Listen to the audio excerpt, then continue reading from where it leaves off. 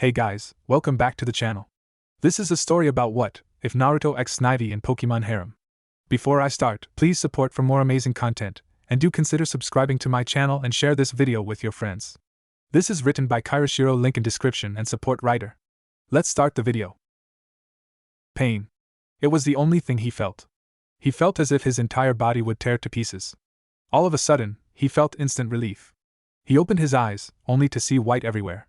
He looked around, trying to find anything other than white. When he failed to see anyone, he tried to remember exactly how he got there. Then, he remembered everything. He had just defeated Sasuke at the Valley of the End, but when he brought the traitor back, he was executed without the Hokage's consent. He then remembered the fox telling him about sending him to a new world, but that he might look different. Any more thinking was quickly brought to a halt, when a tear appeared in the white nothingness of wherever he was. His body, or at least his soul, since his body was burned to a crisp after it was beheaded, was sucked into the tear before it closed up. He suddenly felt like he was falling, and when he looked down, sure enough the ground was coming at a very fast rate. Naruto was very pissed off when he was tried and executed for hurting a fellow ninja. He actually was pissed. Sure, he was mad and angry before, but never pissed. Now he was fallen at a very fast pace towards the ground, and he was more than likely going to go splat. However, fate had a different option for him, and this would be the only time he believed in fate and destiny. A young boy about the age of 10 was confidently walking with two other people. The boy himself was about 5 feet 6 inches with raven black hair, and a cap over it. He had chocolate brown eyes and was wearing a blue jacket with white ukets, and a pair of blue pants along with red running shoes. The other two people were a male and a female. The male was about 5 feet 8 inches with green hair and what looked like a butler's outfit or a very rich person's clothing. He had grey eyes as well and seemed to be a very god cook judging by the way he's dressed. The female had long purple hair and chocolate skin. She had maroon-colored eyes and seemed to be wearing a pink shirt with a sash towards the bottom as well as white pants. She had a green dragon-like creature in her hair as well as the 10-year-old boy having a yellow rodent-like creature on his shoulder. Naruto didn't have time to look at anything else, since he landed right under the boy with the yellow mouse. "Gah, hey, what was that?" the boy asked as he looked at what hit him. He gasped when he saw a dog-like Pokemon with a short round muzzle, a small fluffy tail, a tuft of fur on its head, and rounded ears. He's seen this Pokemon many times in the Kanto region, but this one was also different. Instead of the orange fur that it was supposed to have, it instead had black fur with blonde stripes, as well as its ears, tail, and the tuft fur being red. "Hey, it's a Growlithe." The boy then noticed the condition it was in. It had burn marks of cuts everywhere, especially two large ones. One on its face that went from its left ear all the way to the edge of its muzzle, and one on its back. "Sillin, we need to help this Pokemon out." The green-haired boy nodded before he took out some medical equipment that was small enough for him to carry. Sillin carefully grabbed the injured fire type before he started treatment. However, before he could start, the Pokemon woke up. Naruto noticed that he was on a road near a forest, and that someone had him in their hands. He immediately started to struggle and eventually escaped from his captor's hand, before he ran into the forest. He heard shouting and ran faster, before he ran so fast that he lost focus and crashed into a tree. "Ouch, got to watch where I'm going," the ex-ninja said as he rubbed his muzzle. "Wait, muzzle?" Naruto looked himself over and found that he was no longer human. Instead, he was a canine-like creature with black fur, blonde stripes and a red tail. He looked up and saw a red tuft of fur on his head. He blinked twice, and almost screamed, before he remembered two things. One, those people might hear him, and two, the fox said he would look different before he died. What soul did that fox send me to? Naruto wondered aloud. He then noticed all of the damage in the noti he has, and sighed before he tried to find a river or pond. He eventually found one, and bathed himself in it. Then, with his sensitive ears, he heard something. It sounded like people. He carefully got out and shook himself dry, also beyond thankful that he could control his body without practice, and quietly went towards the source of the noise.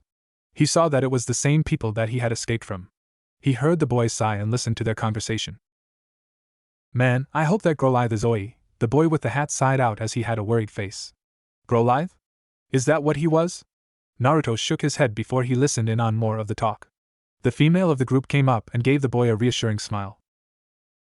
"Don't worry, Ash," the girl said. "He's probably just scared and is somewhere out there, getting healed by another Pokemon. We'll find him and make sure he's okay. He couldn't have gone far with those injuries." Naruto scoffed at that.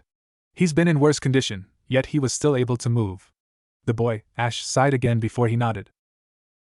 "Yeah, you're probably right, Iris," Ash told the girl. She smiled before she left to help out Sillin with lunch. Naruto looked at the boy again, before he turned around to leave. That was before he heard several screams and turned around.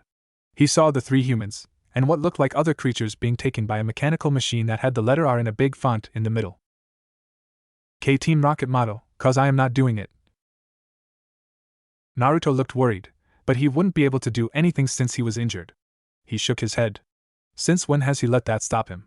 He would save these kids and those creatures, even if he was weakened. That's a promise, and Naruto Uzumaki never breaks a promise. Naruto quickly hid in the forest and tried to climb a tree with chakra. He was glad when it worked, though he found that it was a bit difficult due to him having 4 legs being used rather than 2. He then started to hop from tree to tree, following the enemy, whoever they may be. He followed them through smell and sound alone, and eventually found them at an abandoned building. He quietly got down from the tree he was in and looked through a parted bush. He saw that there were 3 culprits, a man, a woman, and a Pokemon. He also checked and found the 3 humans and their Pokemon as well. Naruto growled softly when he heard the crooks demanding their Pokemon be given to them. He then saw the blue-haired man hit a button and all of their Pokemon get shocked. That was the last straw. Naruto felt an intense heat build up in his chest and he quickly opened his mouth as a stream of fire came from it, and burned the control in the blue-haired man had as well as knock him out from the explosion it caused. The woman and cat meowed if he heard right, look in his direction.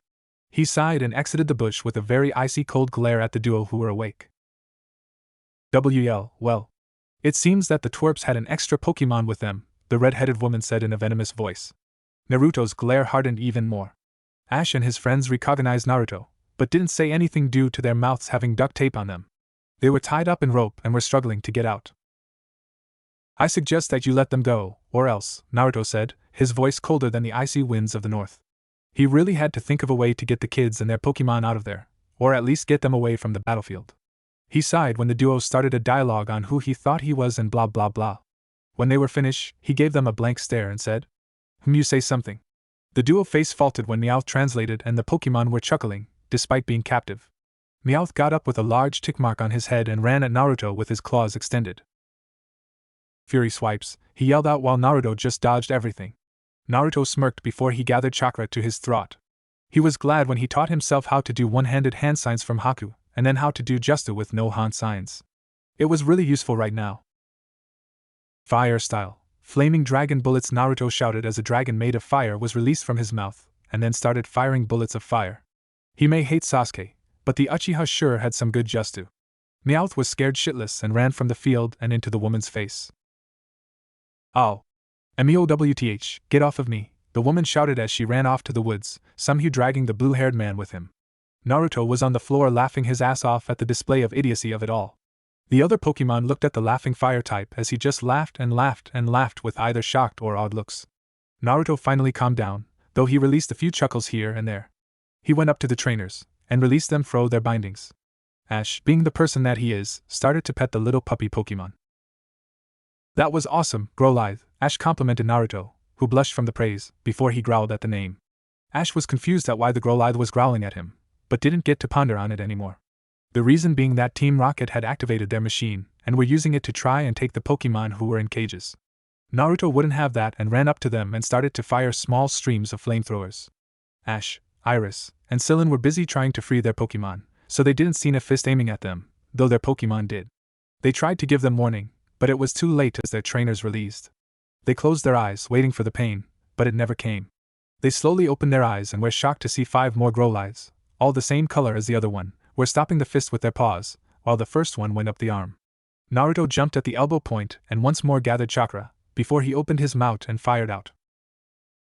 "Fire style, fire flower," Naruto called out the name as he fired 3 giant balls of fire. And people said he was a dope. He managed to make Sealess Justu and was able to learn a lot more techniques. He landed just as Ash and the others freed their Pokemon. Team Rocket sent the other fist at them, but Naruto was ready. He summoned up more shadow clones and they all bit into the arm. Then, they all swung around in sync with the first 5 Batche and Mangit to swing the robot around, before they released into the air. "Time for my final technique. Naruto Uzumaki Rasengan Barrage." Naruto and a clone were sent hurtling towards the machine. The clone started spinning his paws on the originals, before a blue orb appeared on the original's paw. The clones dispersed in a puff of smoke just as Naruto slammed the orb of energy at the robot, sending it corkscrewing away. But Team Rocket managed to escape through the use of an eject button and jetpacked away. "We'll be back," all 3 shouted just as Naruto landed. He was panting a bit, but it slowed to normal breathing. He heard the group coming towards him and tried to run off. After all, his work was done. That wasn't the case, however, since as soon as he tried to move, he fell as his feet collapsed. He could see darkness enter his vision as he slowly succumbed to exhaustion. The last thing he felt was someone picking him up before everything went dark. Naruto was currently dreaming. The exact dream was of his final moments as a human in the Nine-Edge world. The exact moment he was back home, with the traitor, exact moment when he was called to the council, where he was accosted, and finally when he was executed. Naruto Uzumaki, you have been charged with treason, and of being in allegiance with Orochimaru, one of the elders on the council told him. How do you plead? However, before Naruto could answer, another councilman answered. It was Sakura Haruno's mother. He doesn't get to answer cause he's guilty. The Hokage can do nothing since she's taking care of all of the patents, the howler monkey screeched. The people of the council, minus the ninja half since they weren't called, smirked before they prepared the execution. You have been juked. You will now be publicly executed. Meeting adjourned. Naruto's eyes quickly opened afterwards as cold sweat freely fell of his body. He looked around and saw that he was at a campsite, and that it was already night. He stood up and felt a blanket fall off of him. He checked himself over and saw that most of his wounds from the execution had carried over and were healed by the fox's remaining chakra. That was his now, or something else he didn't know. He jumped from the table he was in and took a walk around. He never noticed a blue otter, green snake, or yellow mouse see him go. Naruto walked for some time before he came across a river. He thought about the day's past events and felt tears come to his eyes. He was accused of something he never did. The civilian council took the Hokage's absence to strike at him and made it so that it couldn't be taken back. Naruto held back the tears though. He promised himself that he wouldn't cry anymore, and he knew that Konoha and the ninja world had lost a valuable asset to them. He looked at his reflection in the calm riverbed, before he dunked his head in and washed his head. He then shook himself dry and looked at the stars. He heard a soft patter sound and turned his head towards the direction of the sound. He saw the yellow mouse coming towards him and turned his head around again. You know, you should be resting after all that work you did today, he heard the yellow mouse say as he sat by the black-furred ex-human. Naruto sighed before shaking his head. You really think all that action would take me out? Naruto asked. He didn't give the yellow mouse time to talk as he continued. Trust me, when I say that I've been in worse situations than this. The things that I've been through were a lot tougher than that. Sigh, my name is Naruto. Naruto Uzumaki. Naruto looked at the mouse holding out a paw. Name's Pikachu, Pikachu answered as he shook his paw. I have to say that I've never heard a Pokemon be named after a ramen topping. Naruto grew a tick mark at that. It means Molestrum, damn it, Naruto shouted out. Why does everyone assume it's the ramen topping? He now had anime tears. Pikachu's sweat dropped before he asked the question. I have to ask though, what were those moves that you used? Pikachu asked. I've never heard of any of them. Naruto sighed. I would be surprised if you did, Naruto answered, confusing Pikachu. They're moves that are taught to a certain few. I come from a village that's far away. In it, we have our own government. We are ninja. And I don't mean those ninja from the movies, I mean actual ninja. We have a special type of energy that we call chakra, and with it we are able to do many things. Those moves being one of them. Pikachu listened to this with rapt attention. I can't say any more than that, because even though I was discharged, I can't tell any more about it. Besides, no one would be able to get there, unless they had the ability to distort space and time. Pikachu nodded, but then grew confused. If no one can get in, how did you come out? Pikachu asked, when he heard some rustling in a tree. He ignored it, but was still cautious. Naruto took a gulp of the water before answering. Because I was executed, Naruto answered with a dead voice, causing Pikachu to stare at him in shock, and for two certain Pokemon to come tumbling out of a tree. Naruto sighed at Pikachu's look and ignored the two newcomers. I won't tell you about why I was killed, but I will tell you that I was human. I was hated for something that wasn't even my choice when I was just a baby. Naruto didn't know why he told the yellow mouse, but he had a feeling that he would be with them and that they needed complete trust. I'll tell you more about me, when I can trust you more. It's nothing personal, but I've had problems with trust issues. With that, Naruto left the trio sitting there, staring at him in shock. He went back to the spot he woke up at, and fell asleep, still tired from the things that have happened within the day. The next morning, Naruto woke up to the smell of food being cooked.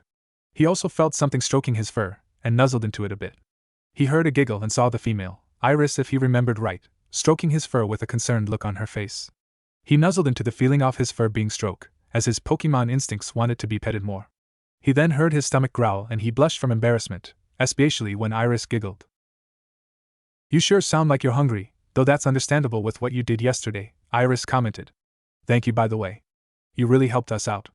Naruto grinned before he did something most happy dogs did. He licked her hand. He then ran off towards the smell of the food, with Iris following behind him, smiling like a slid to a stop just before he hit a large brown mole like Pokemon. He looked a bit intimidating, but Naruto's fault worst. The mole looked at him and nodded. "Name's Excadrill," he said before he walked off. Naruto was confused but shook his head when the smell of food came again. He walked towards a green-haired male, Silen, and sat there. He looked as the human was busy making food. The cook apparently felt eyes on him, and looked down to see that the Growlithe was looking at how he was making breakfast. "Well, hello there, Growlithe," Silen greeted, getting a nod in return. Naruto didn't even bother growling, since he knew that humans probably couldn't understand Pokemon. He shook his head as he watched Silen making the food once more. He then walked off and ran into Ash's legs since he wasn't looking at where he was going. "Hey there, Growlithe," Ash greeted the fire type before petting him, much to Naruto's Pokemon instinct's pleasure. "That was some battling you did yesterday. And those moves you used. Wow."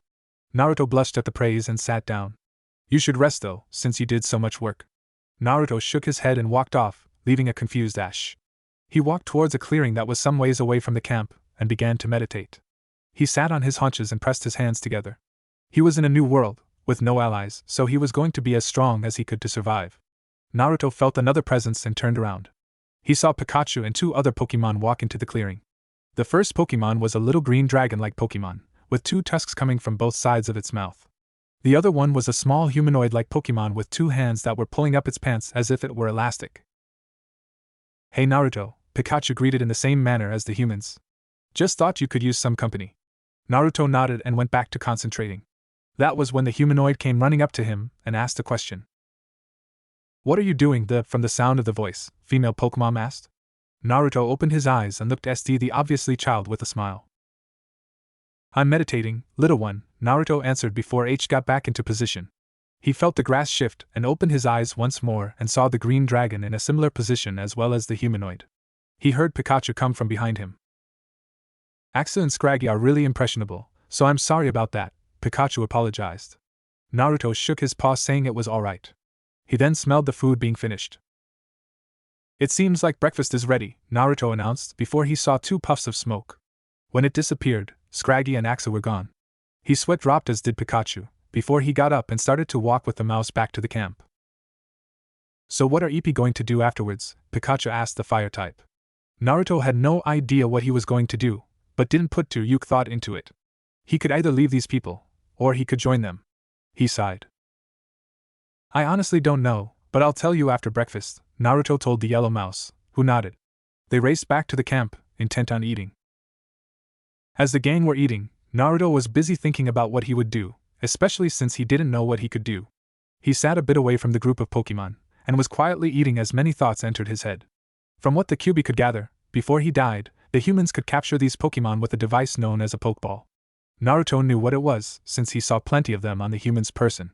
He was brought out of his musing when he noticed his bowl was empty of in his opinion, the best food he had that wasn't ramen. He looked around and noticed that Ash and his friends were packing their things. He still didn't know what to do, but figured he had nothing else he could do. He sighed and walked over to the group, taking the bowl with him. He placed in front of Silen's feet before he looked at Ash and Pikachu. Said person and Pokemon looked confused at him, when he fired a flamethrower in the air. The 2 saw he had a sparkle in his eyes and somehow knew what he wanted. "What's wrong, Growlithe?" Ash said, causing Pikachu and Naruto to face fault. Well, one of them knew. Iris sighed before speaking. "You're such a kid, Ash," Iris commented, causing the boy to scowl at the insult. "It's obvious that Growlithe wants to come with us, but only if you battle it with Pikachu." Naruto had to admit, even though they couldn't understand Pokemon, they sure do great at guessing. Ash looked at Naruto for confirmation, who nodded. Ash grinned before he ran up to the other side of the clearing they were in, with Pikachu and the Pokemon following. Iris and Silen followed, wanting to watch how it went. "All right then, Pikachu, let's do this," Ash said in enthusiasm as Pikachu went onto the field as Naruto decided to make it harder on himself. "I won't even use my Justu, so come at me with everything you got," he declared to the electric type, who nodded in response. Naruto charged at Pikachu and managed to ram into his stomach, sending him skidding back. Pikachu used Thunderbolt, Ash told his partner, who charged and fired the powerful electric attack. Naruto dodged it and fired a flamethrower in response. The attack missed when Pikachu dodged, but Pikachu was sent flying when Naruto hit him with a headbutt. Naruto may not know all of these moves, but he could still use them. Pikachu retaliated with an iron tail, causing Naruto to fly into a tree. Naruto smiled since he knew this would be a challenge. Both Pokemon were panting by now, and they both knew that it would only take one more attack. Pikachu, use Volt Tackle, Ash told his first Pokemon, who charged up the double-edged sword attack. Pickaxe started running at Naruto with a yellow aura surrounding him. Naruto was actually worried a bit when his Pokemon instincts told him to use an attack. Nitro Charge, Naruto shouted as he pounded the ground before he was covered in smoke. He then ran out in a fiery blue aura, not like the usual move, charging at Pikachu with equal power. Sillin gasped at the move. That's the fire-type move, Nitro Charge, though it doesn't look the usual move, Sillin commented the attack. Iris and the Pokemon looked at Sillin in question, but he just ignored them. Wawaya, Naruto shouted as he and Pikachu collided with each other. Ragkai, Pickaxe shouted out as well, before the attacks cancelled each other out, causing an explosion of dust to appear. Everyone waited with held in breaths as the smoke disappeared. It cleared to show that Pikachu was just barely holding on to consciousness, but Naruto was clearly knocked out with swirls in his eyes. Ash was shocked, before he collected himself and grabbed a Pokeball. He enlarged it and threw it at ball opened up, and Naruto was absorbed by a red beam of light as his particles were flowing into the ball closed and fell to the ground as it shook. 10 seconds later, it stopped and pinged, signifying the capture to be a success. Ash grinned as he ran and picked up the ball and Pikachu as they both cheered at the successful capture. Ash's Pokemon smiled while Oshawott ran to them and joined the cheering. Iris sighed, muttering about him being a kid, but smiled nonetheless. After all, a new member to the family just joined. Sillin was thinking of the beautiful friendship that was going to be formed from the Growlithe to them all. Haha, alright, I caught a Growlithe, Ash announced as he did a pose, Pikachu and Oshawott joining in. The white button in the middle then glowed red, signifying that Ash had too many Pokemon with him for the Pokemon to be released from the ball. Ash's sweat dropped before he suggested they go to the Poke Center, Iris and Sillin agreeing. They returned their Pokemon, Snivy, Oshawott, Axu, and Pikachu excused from the returning. They walked to the nearest Pokemon Center, which was in a small town. They entered the center and asked the Joy there for their Pokemon to be healed. Ash then went to the PCs to give Juniper a call. Hello, Juniper's voice came from the vidphone he was using, before she saw that it was Ash. Ash, what can I do for you? Ash held out the Pokeball in his hands. Well, I just caught a Growlithe and I was wondering if I could send it to your lab. Ash explained everything that had happened. And well, that's pretty much it. Juniper nodded as her hand went to her chin, her cyan eyes looking up in thought for a moment. Ash, I want you to connect your Pokédex to the PC please, Juniper told him. Ash complied, albeit a bit confused. Juniper typed some stuff on her computer, before Ash's Pokédex blinked. I just added a feature in which you will be able to carry your Pokemon with you. Let me explain. I want to see how captured Pokemon interact with each other in a group that is more than 6. The only thing I ask of you in return is to observe and copy down what you see from the group. I'll also be sending your other Pokemon to you. If that's all, goodbye. Ash was shocked, but thanked the professor. He received his other Pokemon, Unova only, and once more thanked the professor, before ending the call. He went to the front desk, where Iris and Sillin were waiting, and explained the situation to them. They were surprised as well, but agreed to help him. Nurse Joy came back with their Pokemon, before they thanked her. They looked out the window and saw that it was dark already, so booked a night in the center. Ash released his Pokemon in the room they were given, which was surprisingly large, as did the others. Naruto appeared in front of the other Pokemon, shaking his head. That thing is too small, he complained before he saw the looks the other Pokemon were giving him. He gave a what look, but they ignored it. Pikachu then came over. Let's go talk for a bit, he said as everyone agreed, and Naruto shrugging before following him. I would first like to start off with a big thank you to everyone who reviewed. Seriously, 4 chapters in and I already got 45 reviews. That's actually a lot if you think about it. Also, to Light Lord Cybergate, and I have actually thought about your idea, and I must say that it's genius. I was actually thinking about having Naruto as a varied form of Growlithe / different Pokemon, but I never thought of how to execute it, so I left in my notebook for future references. Aslo, more good news. My mother has managed to find someone, and that person has managed to fix my dad's old laptop, so it works. I will try to post stories with it, but I won't promise anything. Disclaimer, I'm not even gonna say these anymore, though I'll just put it in. Naruto glared at the sun as the light got into his eyes. He swore he would somehow destroy that nuisance without causing chaos to the universe.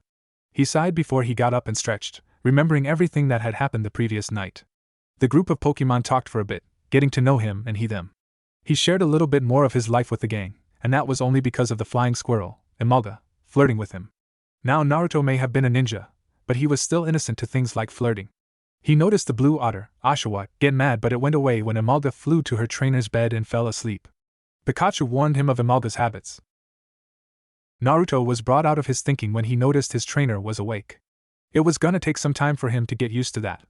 He softly padded over to the raven-haired boy and looked at him with a curious face. Ash saw this and smiled before he reached into his bag.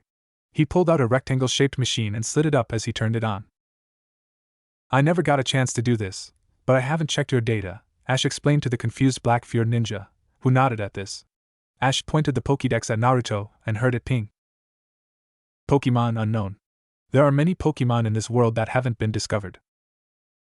Type unknown. Has traces of fire, water, ground, flying, electric, wood, and ice energy within. Level 32. Moves: Flamethrower, Nitro Charge, Air Slash, and Thunderbolt. Gender: male. Any more information is unknown. Ash was powerfully shocked at this. He heard two gasps and saw that his friends were awake. He sighed before he thought of calling Professor Juniper. He told his friend before getting dressed and calling for Naruto and Pikachu. He exited the room and went to an open PC and turned it on, before calling Juniper. The phone rang for a few moments, before it was picked up by the cyan-eyed woman. Ash, how are you?" Juniper asked before getting a shocked look when Ash explained what happened. She was in deep thought before her eyes sparkled. "Do you know what this means?" Ash shook his head, but he had a feeling he would know. "This is great news. Now we have a new and undiscovered Pokemon, and you're the first to catch it, see it, and befriend it. We need to do research on it, find out if there are more of this Pokemon out there."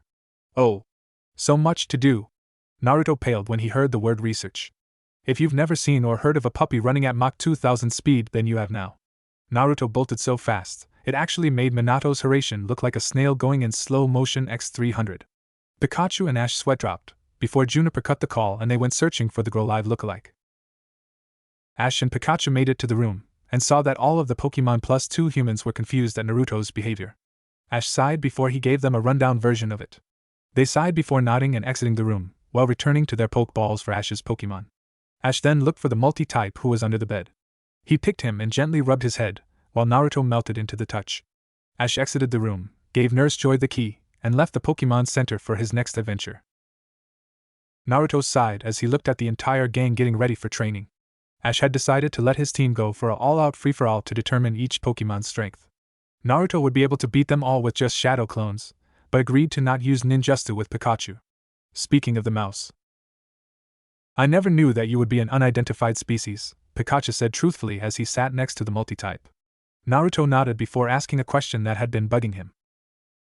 "What does that mean for me though?" Naruto asked the electric type, who shrugged as they watched the others prepare. Naruto sighed before walking off, telling Pikachu he didn't want to train. Pikachu nodded before he went off to get Scraggy and Axel off the field. Scraggy may have been Ash's Pokemon, but she wasn't ready to train yet. "So Ash, what are you gonna do about your new Pokemon?" Iris asked Ash as she looked at Naruto walking off. Ash sighed, noticing that as well. "You do know you get to name him as well, right? After all, you did discover him." Ash nodded before he looked up in thought. "Yeah, and I've already got a name for him and his species," Ash said, gaining his 2 human companions' attention. "I'm gonna name him." "I'm going to name his species Howlen," Ash proclaimed confidently. Iris and Sylin were confused, however. "Why Howlen?" Iris asked the raven-haired boy. Ash closed his eyes as he put his hands behind his head and lifted his head towards the sky. "I don't know.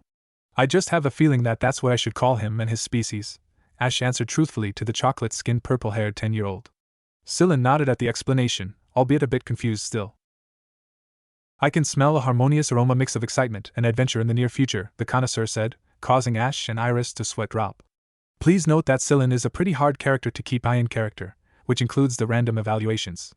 I apologize if I didn't get this right. Ash walked towards the lone Pokemon that was watching his other Pokemon train. Ash caught a glimpse of the training, seeing Crocodile getting nailed by Pikachu's iron tail, before retaliating with Stone Edge. Ash smiled, before calling out to Naruto. "Hey," Ash called to the multi-type, who looked at him in recognition. Ash started petting the girl-eyed lookalike as he spoke. So, since you're technically a new species to us humans, Ash started as Naruto was getting comfortable in Ash's lap. And since I'm the first to see you, you fell on me technically, I have to name you and your species. I've decided on the name of Howlen.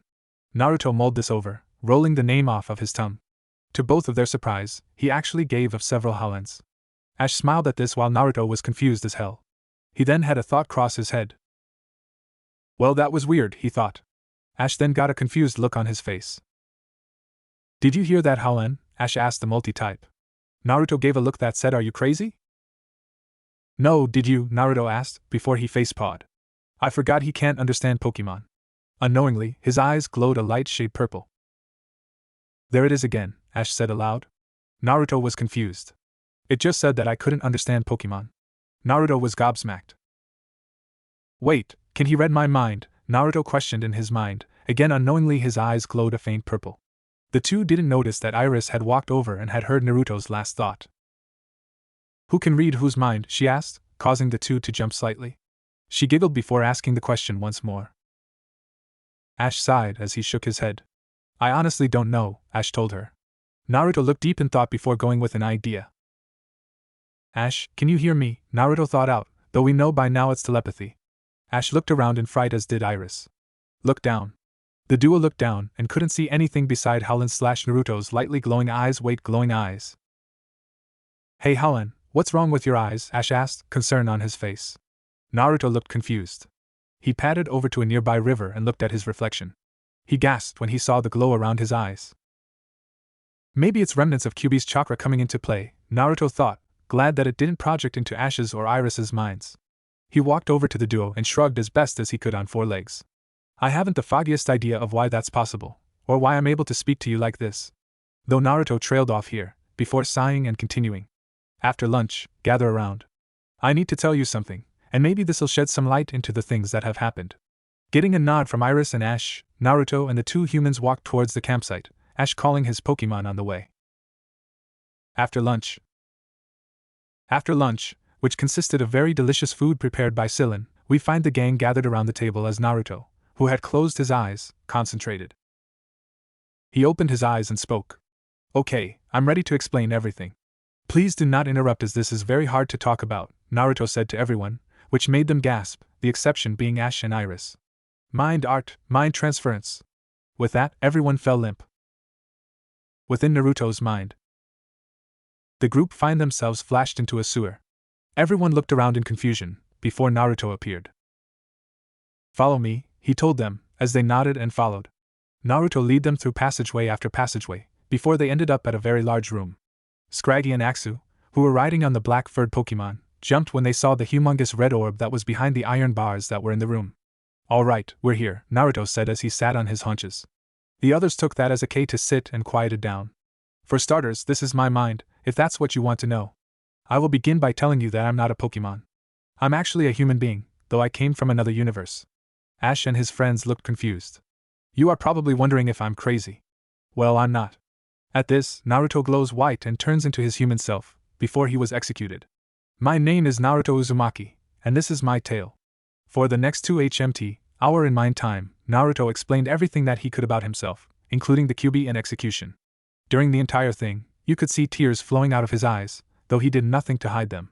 By the end of the story, the others were crying their eyes out, while Scraggy and Axu were practically bawling and creating an ocean. They didn't get what he was talking about, but could get enough that they put it like this: someone hurt their elder brother all of his life because of some big meanie fox. Iris wiped her eye, and stood up. She then yelled out. How could you just take those beatings? Iris screamed out with tears flowing from her eyes still. Why didn't you fight back? Why didn't your grandfather fix everything? Why? Ash and Sillin stayed quiet, but couldn't help but nod in agreement. Naruto sighed before he answered with a straight face. Because they had rights, and add in the fact that I was small back then. Of course I couldn't do much, Naruto said. They were pretty much parasites. The civilians always watched each other's backs. But don't think that they got away with everything. Aji-san always said that humans fear what they don't understand. Well, that worked both ways. Every time a civilian was caught beating me, they would be sent to the village's top interrogation specialists, and they never come out saying. Ash and the two humans flinched, while the Pokemon grinned in a sickening way, though the scariest was Axus. His face was so into a scary smile, It would make the Joker laugh in glee. Anyways, that's all I have to share with you. We should probably get going. With that, Naruto changed back and the group was ejected from his mind. Naruto took one last look at the cage that housed the demon before its demise. Kurama, I hope you're happy, wherever you are. Naruto then disappeared, not noticing that the orb of chakra was leaking into the pipes, changing them into something different. There were 2 different pipes, one WTH regular white energy, and the other a mix of black and white. Outside of Naruto's mind. The group wake up to find themselves still seated at the table. They check the time and find that not even 5 seconds had passed since they were inside of Naruto's mind. He looked up, before grabbing his head in pain. Pikachu came up to him and checked in concern. You okay, Naruto? Pikachu asked while Naruto waved him off. Yeah, Pikachu, Naruto answered the electric mouse. That always happens whenever I stay in my mind for way too long. I can slow down time in there so that 1 second out here is a longer time in there, but it has serious repercussions, one being a headache. Any longer, and I would have been sick, which can happen since my body can't be poisoned or become ill. Pikachu nodded while helping the multi-type move. So, Naruto, Ash asked, hesitantly, gaining the Pokemon's attention. Do you want us to call you that, or do you want us to call you Halen? Especially considering that you're the only type of Pokemon in this world. Naruto pondered on this situation before replying. It doesn't matter what you call me, Naruto said truthfully. It doesn't matter to me. With that, he walked off with Pikachu following to make sure, as well as Scraggy and Axu, because they were adventurous as well as to ask questions. Ash sighed, as did Iris and Sillin. Why did something have to happen to someone so pure? Ash asked himself. Iris placed a hand on his shoulder, for the first time not making a remark that'll get him mad. Things happen to the most purest person, and we don't know why, Iris told the boy. And I think you're one of those pure people. After all, from what you've told me and Sillin, you have helped Pokemon everywhere without you being needed to be asked, or asking for a reward afterwards. If that isn't what a pure person does, then I don't know what does. Maybe Halen was a helper like you in his past life. At least he'll have a better life here with us. Sillin nodded his head in agreement. Yeah, and he's very powerful. Ash, you'll be able to make him even stronger, and perhaps make his life more happier. We'll be with you, every step of the way, Sillin told the raven-haired boy. Ash smiled at his friends before he started to pick up the mess on the table, Iris and Sillin helping him as well. Later that night, the gang were busy asleep under the starry night sky. Naruto looked up with a very calm face. He stood up and walked towards the river before looking up once more at the sky. He heard the patter of footsteps, and wondered if these types of meetings will keep on happening. He turned and saw the grass snake, Snivy, walking up to him, followed by Oshawott. He sighed softly and turned back to the river before laying down with his head on his forepaws. He heard shuffling of grass and saw both Oshawott and Snivy sitting next to him. There was silence for some time, before Oshawott decided to speak up. So, you were a really cool ninja, he asked the black-furred Pokemon. Naruto's sweat dropped while Snivy gained a tick mark on her head. Oshawott was confused when Snivy glared at him. What? Yeah, I guess you could say that, Naruto said in poke speech before things turned ugly. Oshawott and Snivy turned their attention to the human-turned Pokemon. Though it's not like those movies where the ninja saves the princess. Well, we did that, but we also did so much more. I don't know much, since I was at the bottom of the line. Now that I think back on it, we weren't very good at our jobs. After all, we mostly used cool and flashy techniques when we should be sneaky and quiet. Naruto laughed long and hard at that, causing Oshawott to sweat drop. Snivy stayed silent, however. So what was your life like, besides the beatings and the hate? Snivy asked her question after a small period of silence. Naruto smiled sadly at this. If I wasn't out on a mission, I would usually be playing pranks on the people of the village. Me and 3 others, Konohamaru, Udan, and Moegi would prank the hell out of everyone, Naruto said as he remembered all of the pranks the quadruple pulled off. He chuckled a little before he was brought back to the present by a sound. He stiffened and concentrated on the sound and where it was coming from. He looked left and right, before he came to a certain spot. It was just in the trees, but before he could move, many metal arms came out. Naruto gasped before he grabbed Oshawott and Snivy somehow and jumped away from the arms. The arms, however, grabbed the 3 humans who were sleeping as well as half of the Pokemon that were outside of their Pokeballs. Gah hey, Ash yelled out in surprise. He struggled to get out, but could do nothing as he and his friends were dragged into the air. More arms came out and grabbed the other half of Pokemon that weren't caught. Oh no, Oshawott shouted as he prepared to help them. He was held back by Naruto, however. What gives, man? We have to help them. Naruto, however, glared at him. Oh, and how are we supposed to do that if we get caught by those arms? Naruto questioned, before they heard something come out of the trees. They turned and saw that a large robot with a big red arm come out, and the three groaned when they realized that it was just Team Rocket. Kumato, cause I ain't doing it again. Well, they sure are persistent, aren't they? Snivy commented with her arms crossed. Naruto had a confused look. Snivy saw this and explained. Well, apparently, they chased Ash all the way from across the globe, just to try and capture his Pokemon. Naruto nodded but then had a thought. Couldn't he just get a restraining order on them? I mean, sure, the female I can get trying to chase him. But the dude and the cat? What, is the guy gay, and the cat is sick in the head? At this, several of the Pokemon who heard him laughed. Meowth grew a tick mark as he heard through the robot. He translated what Naruto said, and the reactions were varied. Jessie blushed a little before a tick mark grew on her head, while James was frothing like a wild animal. His red face made the image even funnier. James then started pressing buttons and one of the arms that was empty was sent at Naruto to punch him. Naruto fired a flamethrower in retaliation. Oshawott took the chance to try and free the captured people/Pokemon with Snivy helping. Meowth had had enough and exited the machine with his claws out and ready. He jumped as soon as he exited the machine and ran at Naruto, who didn't notice the normal type coming at him. Naruto then jumped just as Meowth launched his claws in a slash attack. Naruto turned around and smirked. Never sneak up OA ninja, Naruto said as he jumped away from the red cat Pokemon. Naruto continued the distraction, but then noticed the fists coming at Oshawott and Snivy. He changed his course and ran at the two, using Heda to get them out of the way. He was sent flying backwards, however, since the fist caught him instead. Howlin'/Naruto, he heard from the Pokemon as he struggled to get up. He wouldn't admit it, but that punch felt worse than Tsunadeoba's punch. He managed to get up, but noticed 3 more fists coming at him. He closed his eyes, knowing it would hurt. However, he didn't any pain, but heard a yell of pain. He opened his eyes and his eyes widened in shock. There, in front of him, Snivy was being sent back by the force of the punches. She was sent back and hit a tree with a sickening crunch. Naruto stood still, and it seemed like time was still. Naruto felt anger within him as his eyes seemed unfocused. His mind played the image of the grass snake flying back, and the sickening crunch afterwards. His eyes turned into an amethyst color as his form started to glow a red and blue color. The glow covered his form and he started to change. What's happening to Naruto? Ash asked while getting no answer. It doesn't look like he's evolving, Iris pointed out. Maybe he has another form, Sillin said, causing the toad to look up at him. Well, think about it.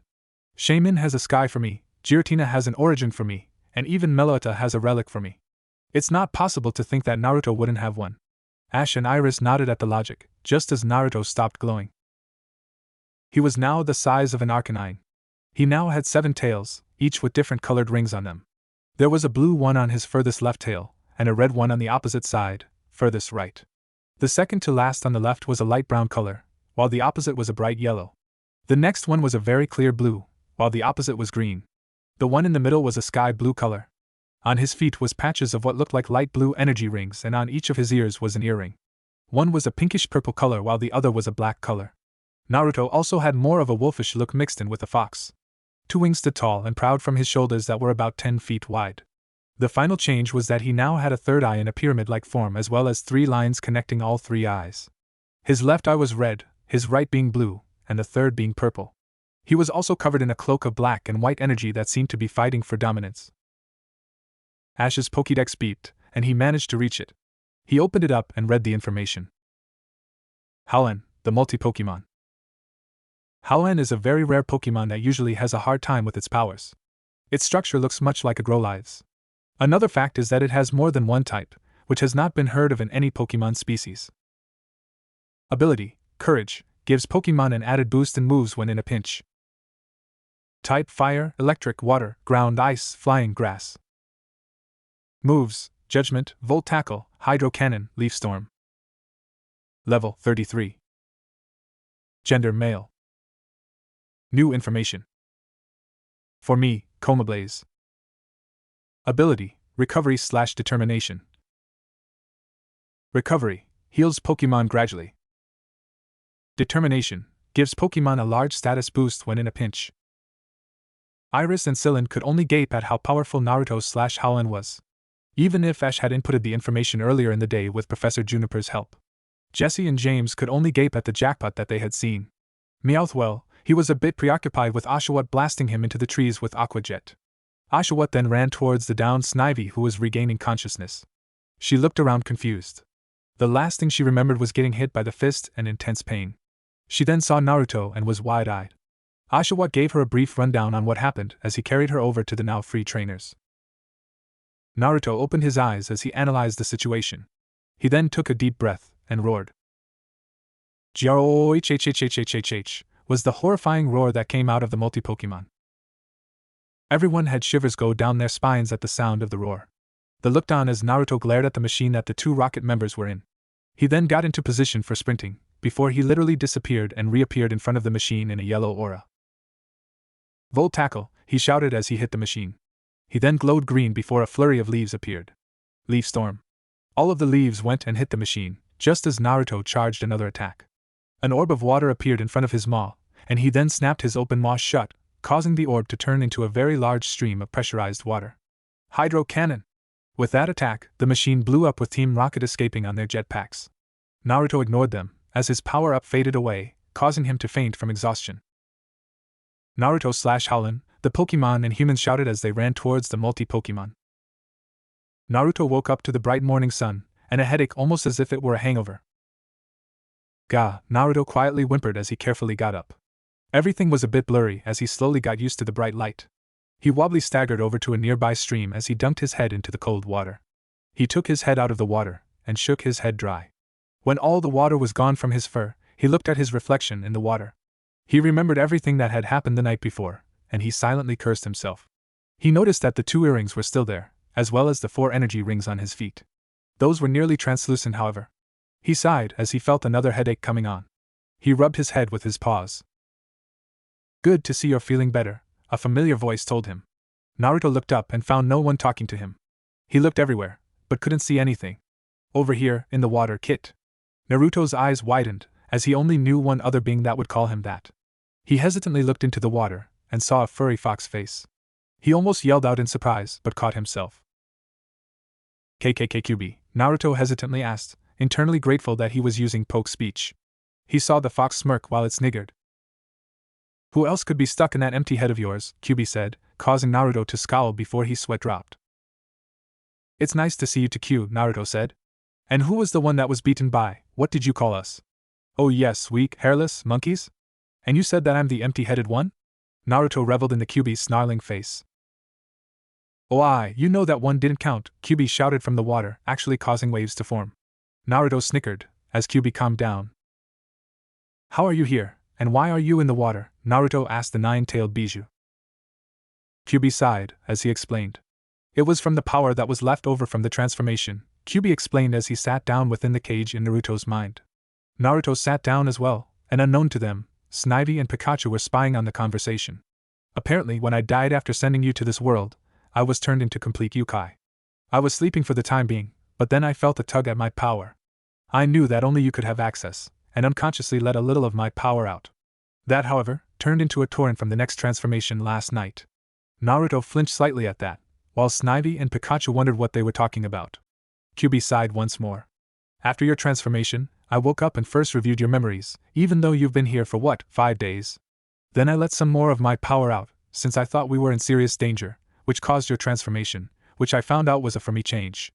I managed to learn more about this world you in, and only a few other Pokemon can for me change. A Pokemon named Giratina that has an altered for me and an origin for me, Shaman and its land and sky for me, Melota and her relic for me, and a Pokemon named Darmanitan and its Zen mode, as well as Rotom and its 7 different forms. Naruto took in all of this information as he was stuck in deep thought. He looked at the QB and directly at its eyes. Will I be able to change forms again, like willingly? Naruto asked the great beast who nodded. Snivy and Pikachu were really paying attention now. Yes you will, however, QB trailed off a bit, before shaking his head, sighing and spoke again. You will be able to do it willingly, and without being angry, but you have to face your inner darkness. Now before you start yelling about how you don't, think about it. How is it that you've never been angry at the villagers when you were younger? Or when Sasuke tried killing you, why did you just save him instead of killing him like he deserves it? It's because all of your negative emotions have formed a darker version of you. If you want to completely control your Koma Blaze for me, then you need to defeat it. But that won't be for a while. Naruto nodded and sighed as he took in all of the information so far.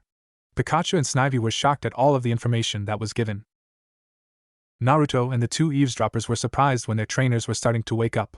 Naruto turned back to Kyubi, who was starting to disappear. Don't worry, Naruto, I'm still in that empty head of yours, so if you want to talk, then just think your thoughts or come into your mindscape, Kyubi hurriedly said as he disappeared. Naruto smiled as he looked up at the sky, before running off to his trainers. Naruto, Pikachu, and Snivy, where are you guys? Ash called out as Iris and Sillin put their bags away. Sillin started to prepare breakfast as Ash was calling the three Pokemon. Said Pokemon came running, but when he caught sight of the two, Naruto slowed down to a walk. He didn't want to face the group yet, and stayed by Ash's side while the other Pokemon conversed. Ash noticed this and patted the multi-Pokemon on his head. What's wrong, Naruto? Ash asked as he petted the human-turned Pokemon. Naruto shook his head as he let his instincts go to the petting. He really had to envy Akamaru no for all of the times Kiba petted him. He felt his left back foot start moving as his tail thumped the ground a bit. Ash chuckled at the multi-type's attitude. That's when he noticed the earrings still in his ears as well as the energy rings, though he noticed they were translucent. He decided to figure it out later, as Sillin had called for breakfast. Ash noticed that Naruto was asleep in his lap. He smiled as he gently took the grow-eyed look-alike and carried him to the table with him. He sat down with the Pokemon in his lap, as his faithful partner Pikachu came and climbed up his shoulder. Iris noticed the exchange and smiled. She loved that part of Ash, always helping others. Hey Ash, you ready for that battle in Nimbasa? Well, when we get there, of course. Ash's sweat dropped at the girl's antics. Yup, after all, I'm always ready for a good battle, Ash said as he stroked his partner's cheeks. Ain't that right, Pikachu? Pikachu piped in response. Ash was currently looking over at his Pokemon as they conversed with each other. He was taking notes, much to his own surprise, as he jotted down everything that the Pokemon were doing. Naruto/Hoenn was sleeping next to him after he woke up to eat breakfast. He stayed by him, and whenever one of the other Pokemon came near, he would lean behind him, insisting that he wasn't hiding from the other Pokemon. Ash smiled, but didn't press further. Iris and Sillin were also watching the Pokemon, saying that it would help more with 3 people watching rather than 1. They smiled as they saw all of the Pokemon conversing with one another. Well, all but one. Sillin frowned and looked at the Pokemon that wasn't with them. Naruto/Hoenn was looking at the others in silence, but Sillin could clearly see the sadness in his eyes. He wanted to help the poor creature, but didn't know how. He sighed as he looked at the Pokemon again, though with a little less charisma than before. With the Pokemon, everything will be in poke speech. Meanwhile, the Pokemon were speaking to one another, mostly about random things, such as what the clouds look like, or how stronger the other got. Pikachu, however, was speaking with Panzage about a certain friend of theirs. Naruto is really beating himself up over the entire for me change thing. Pikachu sighed as he spoke with the usually playful grass monkey. Said Pokemon nods with his hand on his chin and one eye closed. Maybe we should talk to him. You know, tell him that it's perfectly normal for a species of Pokemon to for me change, Panzage told the electric mouse. Even though only a few Pokemon have that ability. Panzage sighed as he let his hand drop. Yeah, I've thought of that too, but Pikachu trailed off. That was when Axel and Scraggy came in. Uncle Pikachu, the two exclaimed as they latched onto his arms. Let's go play hide and go seek. With that, the two dragged Pikachu away, somehow dragging a sweat-dropping Panzage with them. On a rock some feet away, Snivy laid curled up as she was deep in thought. I wonder why he got so angry, Snivy thought, thinking back to the previous night. She mentally winced as she covered her bandaged stomach with her hand. Oshawott walked over, seeing Snivy's pained wince. You okay? He asked softly as he sat next to the rock. He knew that she would be a little annoyed if he sat next to her, especially since he was breaking her out of her deep thinking. For once though, she sighed and shrugged her shoulders. I'm fine, but she trailed off as she thought back to what happened, before shaking her head. It's nothing. I'm just thinking back to last night. Oshawott nodded, his usual happy and carefree grin disappearing into a serious, mature-looking face. Snivy was a bit surprised as she had never seen Oshawott like this. I'm also thinking back to it, Oshawott confessed after a moment of silence. The duo never noticed that a familiar flying squirrel was above them, on a branch of a tree that was next to the rock they were on. It's weird. When he transformed, it felt like it was cause he was angered. But I know it's because one of his friends was hurt. Snivy looked confused. Well, you protected him from an attack that would have hurt a lot. You got hurt in the process though, and that made Naruto snap. Can't blame him though. After all, it's happened to me before. Snivy was puzzled now. When and why, she couldn't help but ask. Oshawott shot her a sad smile, but didn't speak as he got up and walked away. Wonder what that was about. Snivy then got tired and fell asleep. Imelda flew away, also wondering what had happened to the lovable idiot that everyone knew. Or apparently didn't know, the flying electric hybrid thought as she flew towards the game of hide-and-go-seek that was happening a few feet from their trainers. Near the river that the group stopped at, Palpitoad, Pig Knight, Levany, Stunfisk, and Crustle were chilling. Palpitoad was flirting with Levany, who I'm making female, while Pig Knight, Stunfisk, and Crustle were arguing over who was the better man. I say I am, since I have more strength than you two combined, Pig Knight boasted as he held his arm up in a muscle form. At least I can defend my mate better, Crustle said as he pointed to his shell. Yeah, you'll use it to hide in it like a coward, which is what you are, Pig Knight countered before Stunfisk shocked the two of them into paralysis. I'm better cause of that, he said happily as he gave a nice smile while flipping over and over. He got 2 groans in response. With Excadrill, Unpheasant, and Crocodile and Excadrill were arm wrestling while Unpheasant stood watching them. Excadrill won when he overpowered his hands and slammed Crocodiles into the ground. And Excadrill wins this round, Unpheasant sang as she flew around the two. Crocodile growled under his breath before he put his arm up again. All right, 2 out of 3, he said as Excadrill, with a cocky smirk, nodded and put his arm up against his. They barely began before they noticed a presence, as did the other Pokemon. It was a human with amethyst hair that reached to his lower back and had a band in it, much like a Zoroark. He had completely white eyes with a black pupil in his right eye, and the opposite coloration for his left eye. He was wearing a purple black GI and had a Jirachi-shaped necklace. He had a small bag with him and 6 Pokeballs on a belt. The most notable thing, though, was his carefree smile. He walked as if he hadn't a care in the world, and he probably didn't. He was about 5 feet 6 inches and looked to be about 16 years old. Ash, Iris, and Sylin stopped their note-taking as Naruto growled softly at the human. Said person looked at the Pokemon and smiled at the Pokemon. Hello travelers, the boy spoke as he waved. Ash greeted the boy as did Sylin and Iris. Hello, Ash said as he waved back. Who are you? The boy chuckled. Well, I thinks it's impolite if you don't give your name first. No, the boy said before he chuckled again. The boy kinda spooked Naruto out. Even he couldn't be that carefree, unless he was a psychopath. Ash blushed in embarrassment, before answering the boy. My name is Ash Ketchum, and this is my first Pokemon, Pikachu. Ash introduced himself and the electric type, who piked in response. The boy smiled. You two must be the best of friends, the boy said in what seemed to be sadness. My name is Dario Rodriguez Ortiz. This is my partner, Piku. An white-colored mouse climbed up his shoulder. It looked like a smaller version of Pikachu, though its ears were triangular-shaped, which were black in color, and the 2 circles on its cheeks were black as well. Its small tail swished back and forth, and Naruto couldn't help but chuckle at how happy the electric type was. Ash and Sylin, however, were interested in how the Piku was an entirely different color than the normal or shiny versions. Iris, however. Iris gushed as she grabbed the baby Pokemon and started to snuggle it closer to her. It's so cute. Axa got jealous and was tempted to use Dragon Rage on the baby mouse. Piku had plans, however. Pichu, Piku shouted as it fired off an obvious thunderbolt. Dario's sweat dropped at his Pokemon's actions. He then noticed Naruto again, and gained a curious look on his face. That's a very different looking Growlithe you have there, Ash, he commented as Ash chuckled nervously. Well, that's cause it's not a Growlithe, Ash explained. It's a new species called Howlen. I nicknamed him Naruto, however.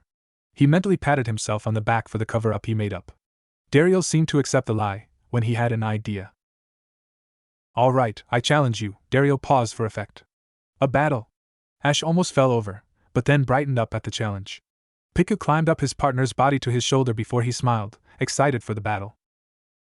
All right, I accept, Ash said as he grabbed Oshawot's, Naruto's, Crocodile's, Levany's, and Pig Knight's Pokeballs. He ran to one side of the area the group were in, while Dario calmly skipped, yes I wrote skipped, to the other side. Sylin walked to the middle and Iris sat down in the place where the 3 humans were taking notes at. This will be a, Sylin paused as he looked at Dario, who gave him a 6 fingers and then 2. This will be a 6-on-6 double Pokemon battle. The first side who loses all of their Pokemon loses and substitution is not allowed. With that, Sylin walked a bit back. Are both sides ready? With a nod of confirmation from both sides, Sylin put his hands up. Very well then. Let the battle begin. Ash made the first move and threw out 2 Pokeballs. Let's go Pig Knight and Oshawott, Ash called as the 2 Pokemon appeared from their respective capsules. Pig Knight, so, we're battling, Pig Knight called out as he rolled his arms. He then snorted out some flames before he got into a brawler's stance. Oshawat, of course you nitwit, Oshawat said, causing Pig Knight to face fault. He then pulled out his shell in a katana-like stance. Daryl grinned. Let's go Charizard, Haxorus, Daryl said as two dragon-like Pokemon appeared. They roared out in greeting as they got into their own stances. Ash grinned at the thought of a challenge. Alright. Pig Knight, use Brick Break on Haxorus. Like I said, I haven't seen Pokemon in some time, so these moves might not be the right ones. Oshawott, use Aqua Jet on Charizard. The two Pokemon charged forward, Pig Knight with his arms glowing and Oshawott covered in an aura of water. Daryl smirked. Charizard, Haxorus, take the attack, Daryl calmly told the two, who stood there not moving. What is he thinking? Iris said, after he fan attack at seeing a dragon type and one who may as well have been one. She was confused at the boy's thinking. The attacks connected with the opponents and smoke covered the area. When it cleared, Charizard and Haxorus were fine. They didn't even seem fazed by the attack. Oshawott and Pig Knight were shocked at the outcome, especially Oshawott, since he had an advantage.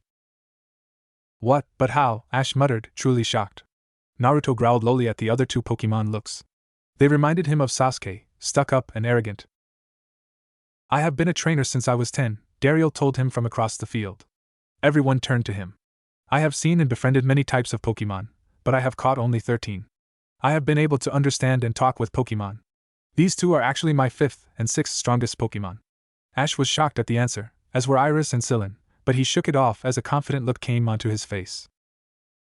It doesn't matter, Ash said as he smiled. After all, we've fought tougher, right guys? Pig Knight and Oshawott grinned and nodded. Alright, use Flamethrower on Haxorus. Pig Knight and Oshawott, use Razor Shell on Charizard. The two Pokemon used their respective moves on the two Pokemon.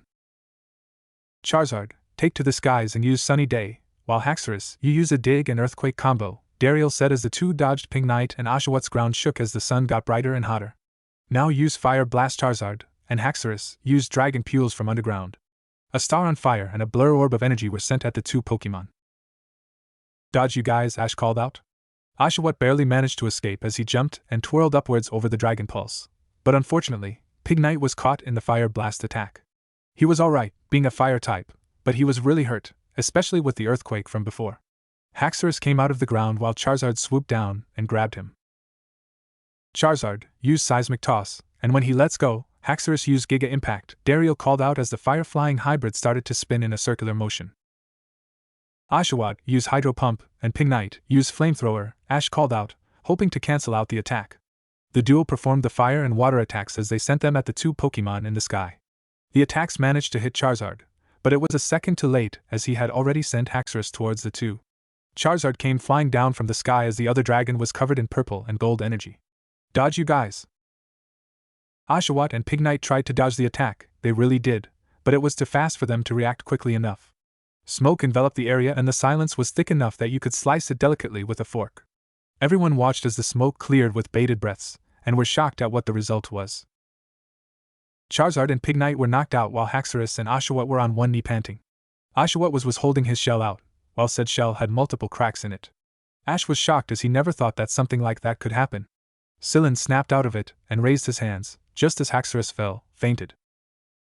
Haxorus, Charizard and Pig Knight are all unable to battle, both sides, please send out your Pokemon, Sillin called out, as Pig Knight, Haxorus, and Charizard were returned, and 3 more Pokemon replaced them. Levany, come on out, Ash called out as the grass bug hybrid was called out. When she saw the condition of Oshawott, however, her eyes narrowed. Daryl threw out his Pokeballs. Luxray, Lapras, battle position, Daryl said as the electric and ice/water type came out. Luxray, so Haxorus and Charizard were beaten, huh? Luxray said as he stared at the water and grass/bug types with a bored expression. Lapras, hee. Battle time, alright, Lapras giggled as she sang out in enthusiasm. Ash was briefly reminded of his own Lapras that he released back in the Orange Islands. Alright, Levany, use Razor Leaf, Ash called out. Oshawott, use Water Gun on Luxray. Oshawott gave a weak what while Levany had already started to use her move. The attack hit Lapras, but Luxray was able to dodge it, only to be drenched by Oshawott's water gun. It was a bit weaker, but still did some damage. Ash noticed this and smiled. If that wasn't stronger than normal, then that means Tauren hasn't activated, which means that Oshawott isn't as weakened by the last battle than I thought, Ash thought as he was making another plan. Lux Ray, use Thunder on Levany and Lapras, use Ice Beam on Levany as well, Dariel said. The two Pokemon nodded as they charged up their attacks. Levany, use Protect, Ash called as the attacks hit the green energy shield that appeared seconds before either attack hit. Oshawott, use Hydro Pump on Lux Ray and Levany use Solar Beam on Lapras.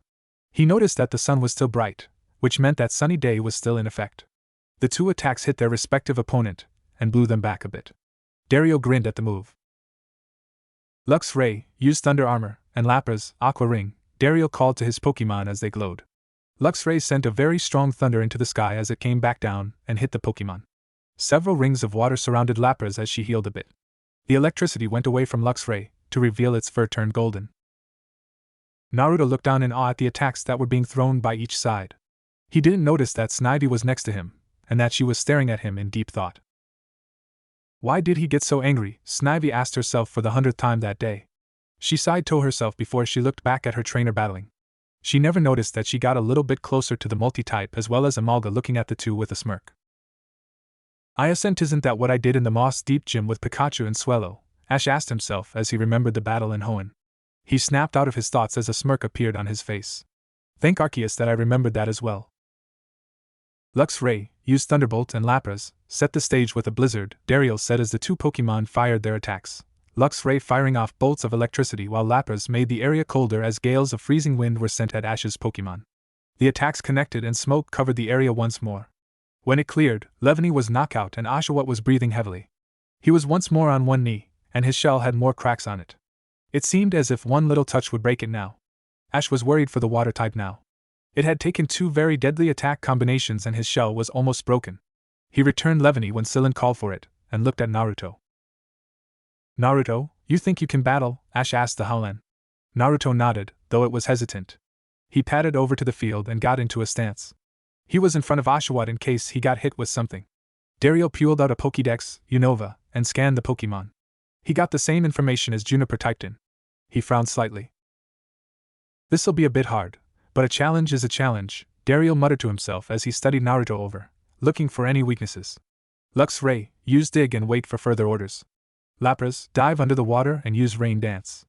Lux Ray quickly dug underground as Lapras dived under the calm waters, before an orb of water shot into the sky before it started to rain.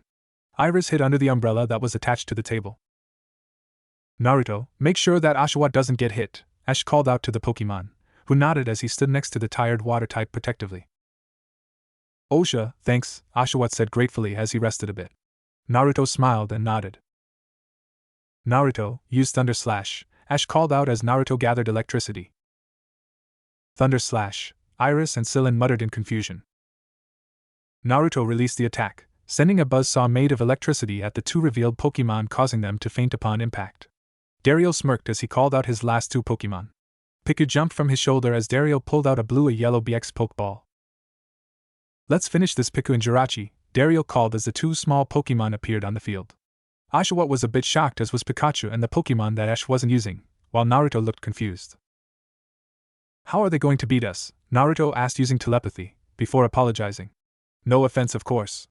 Piku merely waved it off, while Jirachi just stared at the black-furred Pokemon. She then grew hearts in her eyes and glomped Naruto, getting a confused huff from him and a glare from Snivy. Amalga smirked at her rival, and Oshawott laughed, even in the condition he was in.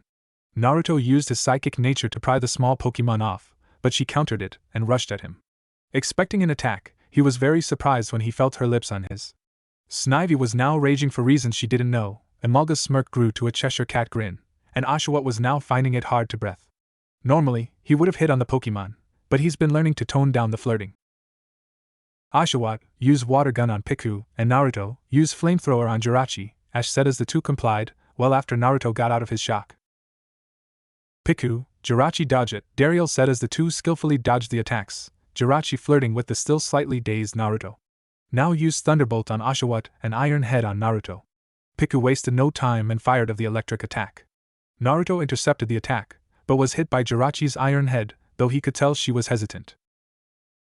Use Nitro Charge Naruto, then protect Oshawott with a Thunderbolt Dome, Ash said, hoping Naruto understood what he meant. Naruto hit Jirachi with the fire attack, causing her to yelp in pain as she was thrown back. Then Naruto got in front of Oshawott and flung him onto his back. Lightning Style, Lightning Wall, Naruto called out in poke speech as blue lightning covered the duo from the surprise thunderbolt that was fired at the two. Dariel hummed in thought. Now use a Thunder Jet combo, Ash called out. Oshawott and Naruto charged up their respective moves and were sent shooting at the two small Pokemon. The resulting attack caused a smokescreen to cover the battlefield, which cleared to show Naruto A-OK with Oshawott on his back both in dramatic poses, and Piku and Jirachi both knocked out. Piku and Jirachi are both unable to battle, and since Dariel is out of Pokemon, that makes Naruto and Oshawott the winners, which makes Ash the winner of the battle. Sillin announced as all of Ash's Pokemon cheered, as did Iris's and Sillin's. Dariel smiled as he returned both of his Pokemon to their Pokeballs and walked up to Ash. He raised his hands, and Ash grasped it with a smile as they shook hands. That was a very good battle, Ash, Dariel said as Ash nodded.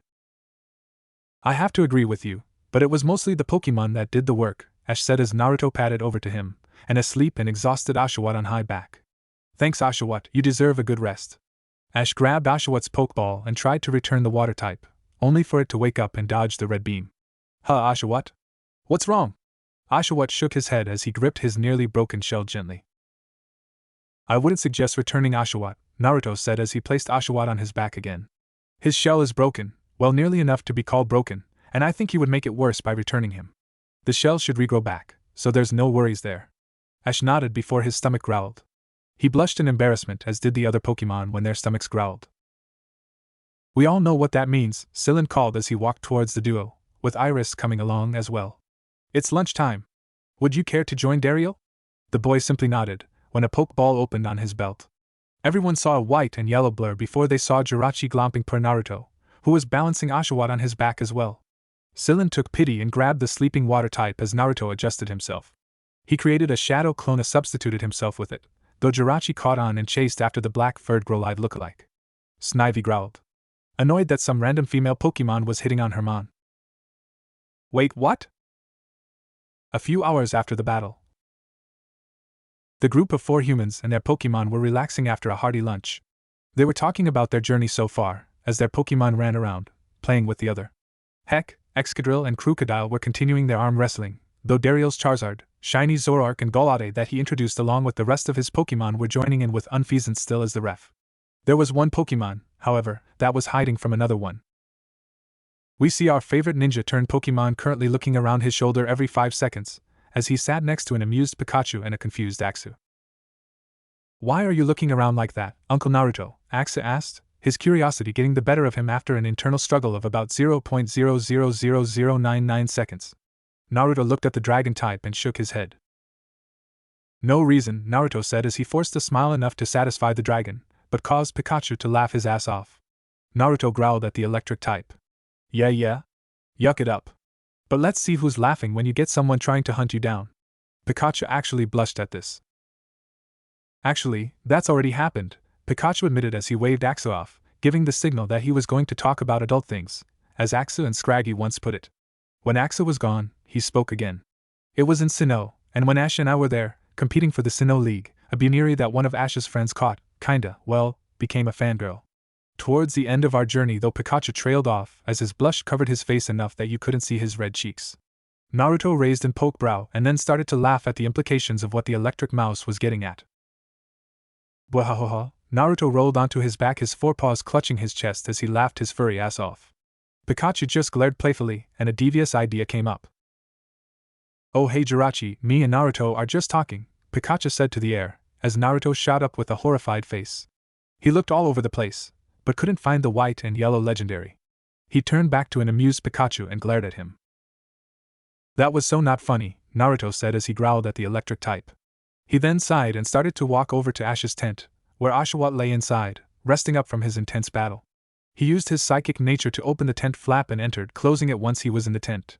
He didn't notice that Amalda had entered in from above.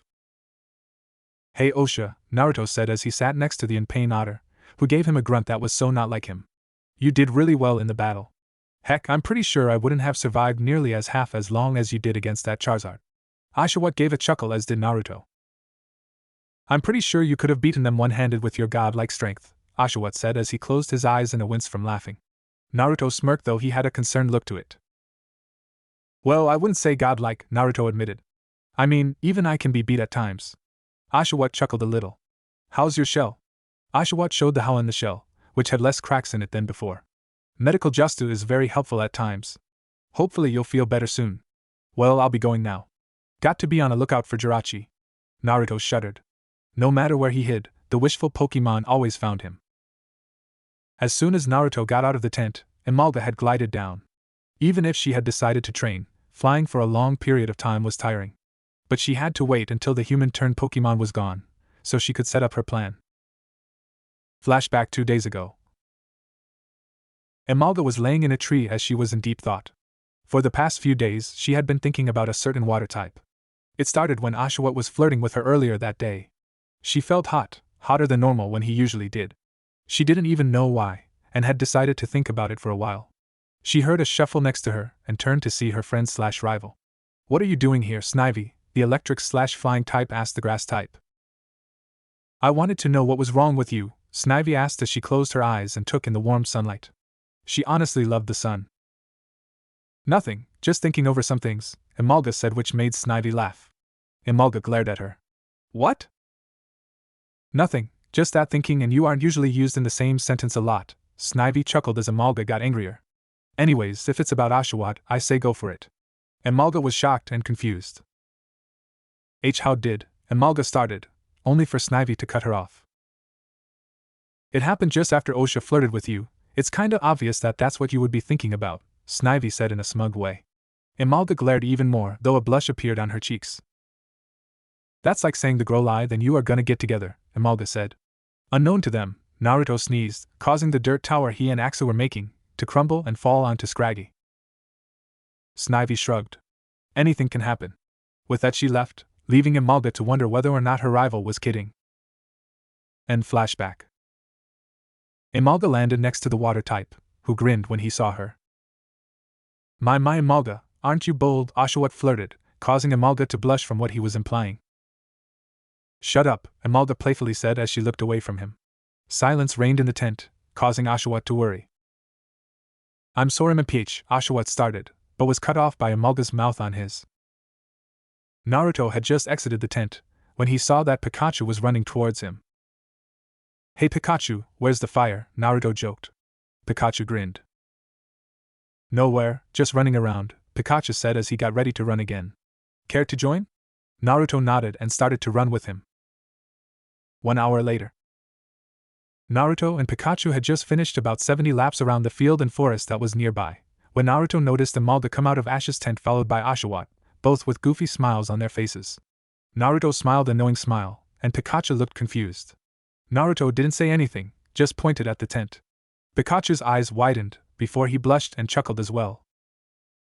Well, looks like Oshawott's dreams have come true, Pikachu joked, before a tail slap to the head knocked him down. He looked up to see Naruto giving him a stare with his left eye twitching. Never, and I mean never, act like a perv, Naruto said as he berated the powerful electric type like a 5-year-old. I have had 2 senseis that were pervs. I don't need a friend who's one. Pikachu nodded so furiously, Naruto wondered how his head hadn't fallen off. They turned and saw that their trainer was walking back to his tent, to put it away from what he said. Naruto and Pikachu paled and ran to Ash. Ash saw his first Pokemon, and his most recent one running up to him. He smiled, but was confused by the reason they were pale and shaking their heads. Ash, whatever you do, don't go in the tent, Naruto said as he stopped Ash with his psychic nature. Ash had a confused look. Why, what's wrong? Ash asked as Naruto gently let the boy down. Naruto and Pikachu blushed as Naruto quietly told Ash in his mind. Ash gained a 1000-watt blush on his face at what he heard, and fainted with some blood coming out of his nose. Sillin was worried and he ran over to the 3 when he saw Ash faint. Naruto quickly explained the situation to him and Iris, who had just reached them at the same time with Sillin. Sillin fainted as well, while Iris had a small blush on her face.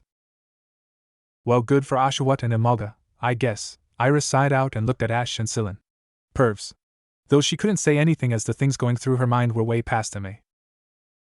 Naruto's sweat dropped and carefully walked away with Pikachu following. He wasn't looking and was stalked by a white and yellow blur, before he felt something on his lips. He looked up and saw Jirachi grinning as she kissed the black-furred Pokemon deeply. Pikachu was once again laughing himself to death. Naruto growled and used levitated Jirachi off with a light purple aura around her. Could you please stop that? Naruto kindly asked. He stood up. Jirachi merely laughed and teleported away. Naruto sighed and turned around, only to come face to face with Snivy. The thing was that she was really close, and Naruto had accidentally attached his lips with hers. His eyes widened as did hers. Seriously, Naruto thought. Can I not get a break? Naruto quickly retracted his mouth and started to sputter out apologies. Pikachu was now finding it hard to breathe as his friend was once again in an awkward position. With Axa and Scraggy, the two children of the group were currently sneaking up on Dario's Piku. They were playing a game of dual Garchomp tag, in which one team of two were the taggers, or Garchomps, while the others were the Magikarps. The duo looked at each other, nodded, and ran at their target.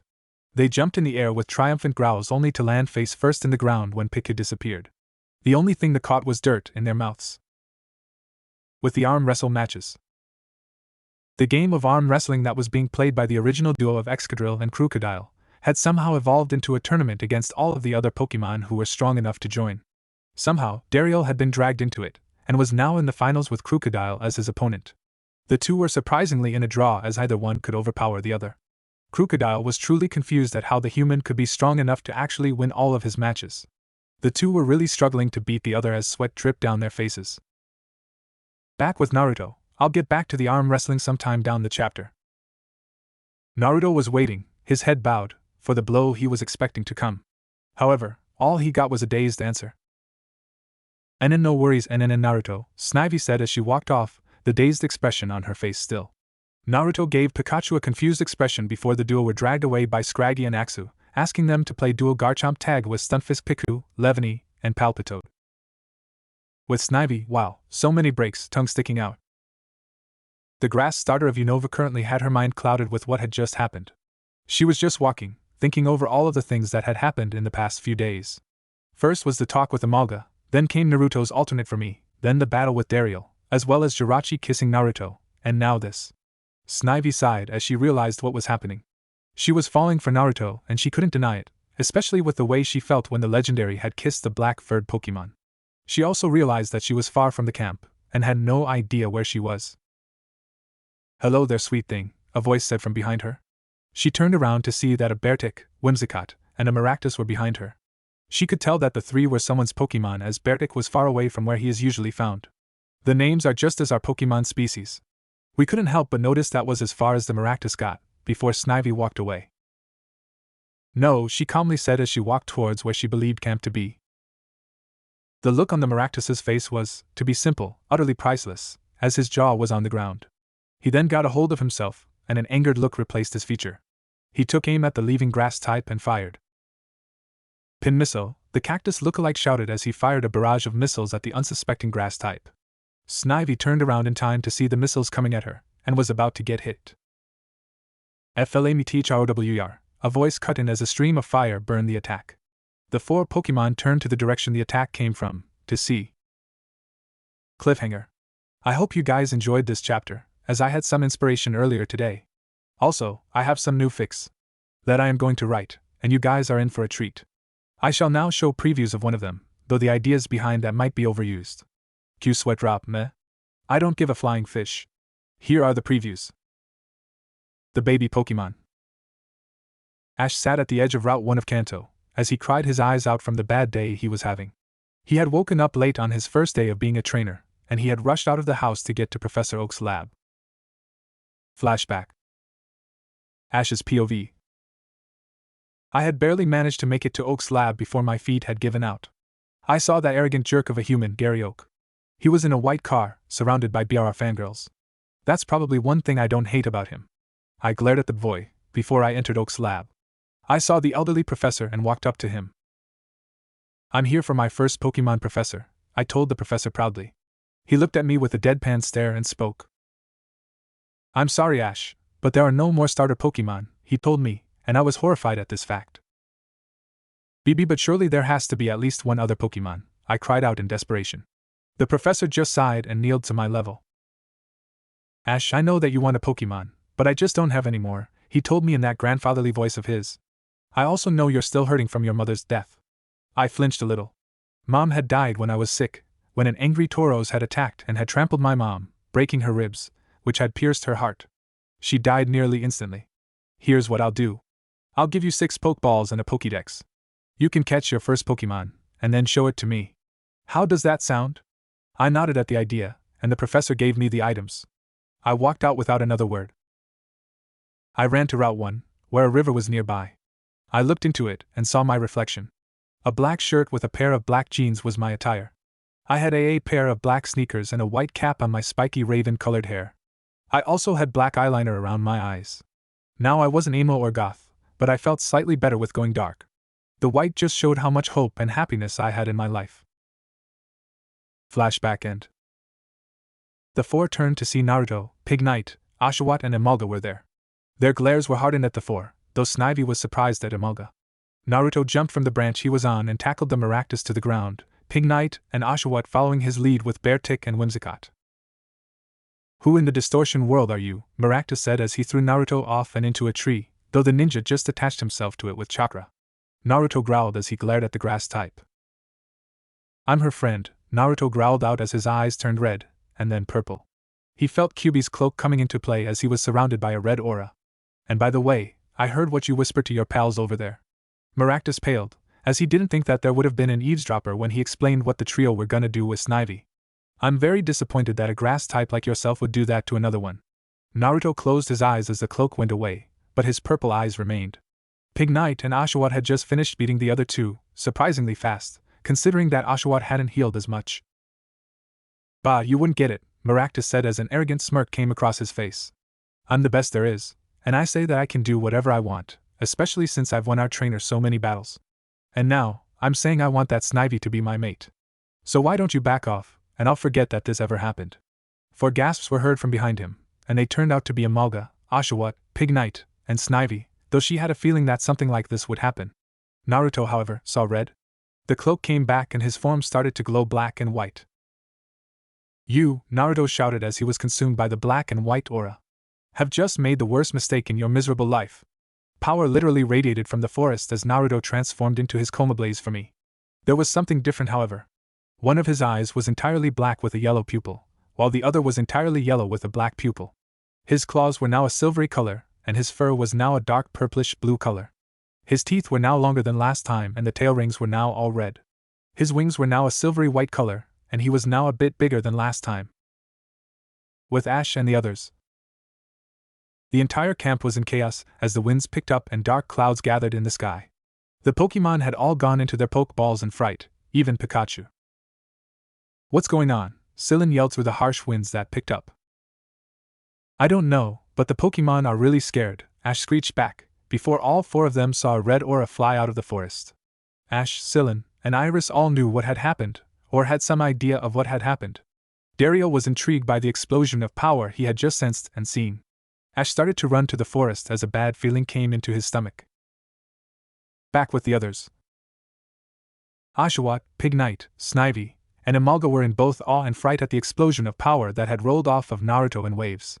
They gasped, however, when they saw the cold, freezing glare that he gave the grass desert dweller. Said grass type was paralyzed in fear of his opponent, but then shook himself out of it. So what, you can change forms, Maractus said as a cocky smirk appeared on his face once more. I've fought Pokemon that were tougher, and I've fought a few Darmanitan who could change into Zen mode, so it doesn't make a difference to me. Oshawott's sweat dropped at the Maractus's words. Was he this cocky at times as well? If he was, he would have toned that down as well. Dude, you can't beat Naruto when he's like this, Oshawott yelled to the poor cactus. He's a new species with a lot of types. He's very powerful when he's in this for me. Just apologize for what you said, and I'm sure he'll forgive you. Maractus, however, ignored the water otter. Oshawott sighed. It's his funeral. Oshawott thought back to the night Naruto first transformed. He shuddered a bit, but looked back at the field. He held his scalp at the ready, in case something went down. He heard footsteps, and turned around to see Ash, and the others had just arrived. What's going on, Oshawott? Ash asked when he was close enough for the water type to hear. Oshawott just pointed to Naruto, and tried to act out what had happened. Ash, of course, was clueless about what Oshawott was miming about. Dario, however, nodded and quickly explained what happened to the trio. X-Scissor, Naruto yelled as his front paws glowed purple and he ran at the grass type. Sunny day into solar beam, Maractus shouted as the sun brightened quickly and he fired an instant beam of sunlight at the speeding multi-type. The attacks hit, and smoke covered the area, only for Naruto to come out covered in water. Aqua Jet, Naruto shouted as he sped up to the cactus Pokemon with his left fist covered in fire. Fire Punch! The attack hit and sent the grass type through several trees. It got up though, and glared at the alternate for me of Hulen. That's it, Maractus said as his fist glowed white. I promise to only use this move in battles, but I have no choice. That Snivy will be my mate by the end of the day. Time to knock you out. Wood Hammer! His fist turned into Wooden Hammer as he sped up to the angry Naruto. He gave it some extra boost with Solar Beam and Pin Missile and swung his hand down. It hit and Naruto was thrown back. He got up, only for Maractus to run at him again, though a bit slower, and hit him again. Naruto flew back again, making several trees fall down, before he righted himself and jumped up, barely missing another punch from the wooden hammers. Naruto roared as he gathered energy in his mouth. No time to face, Naruto paused as he let the energy out in an orb-like form into the sky. Your judgment! The orb split into thousands of little meteor-like objects, and they came crashing down onto the stunned and tired grass type. Smoke enveloped the area as Naruto plummeted into the smoke, disappearing from everyone's sight.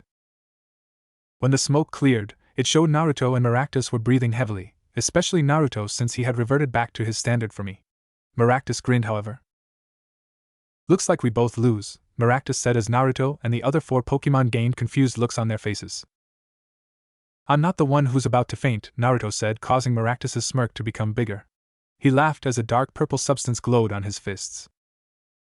Think again, Maractus laughed as he fired out the purple liquid. Toxic!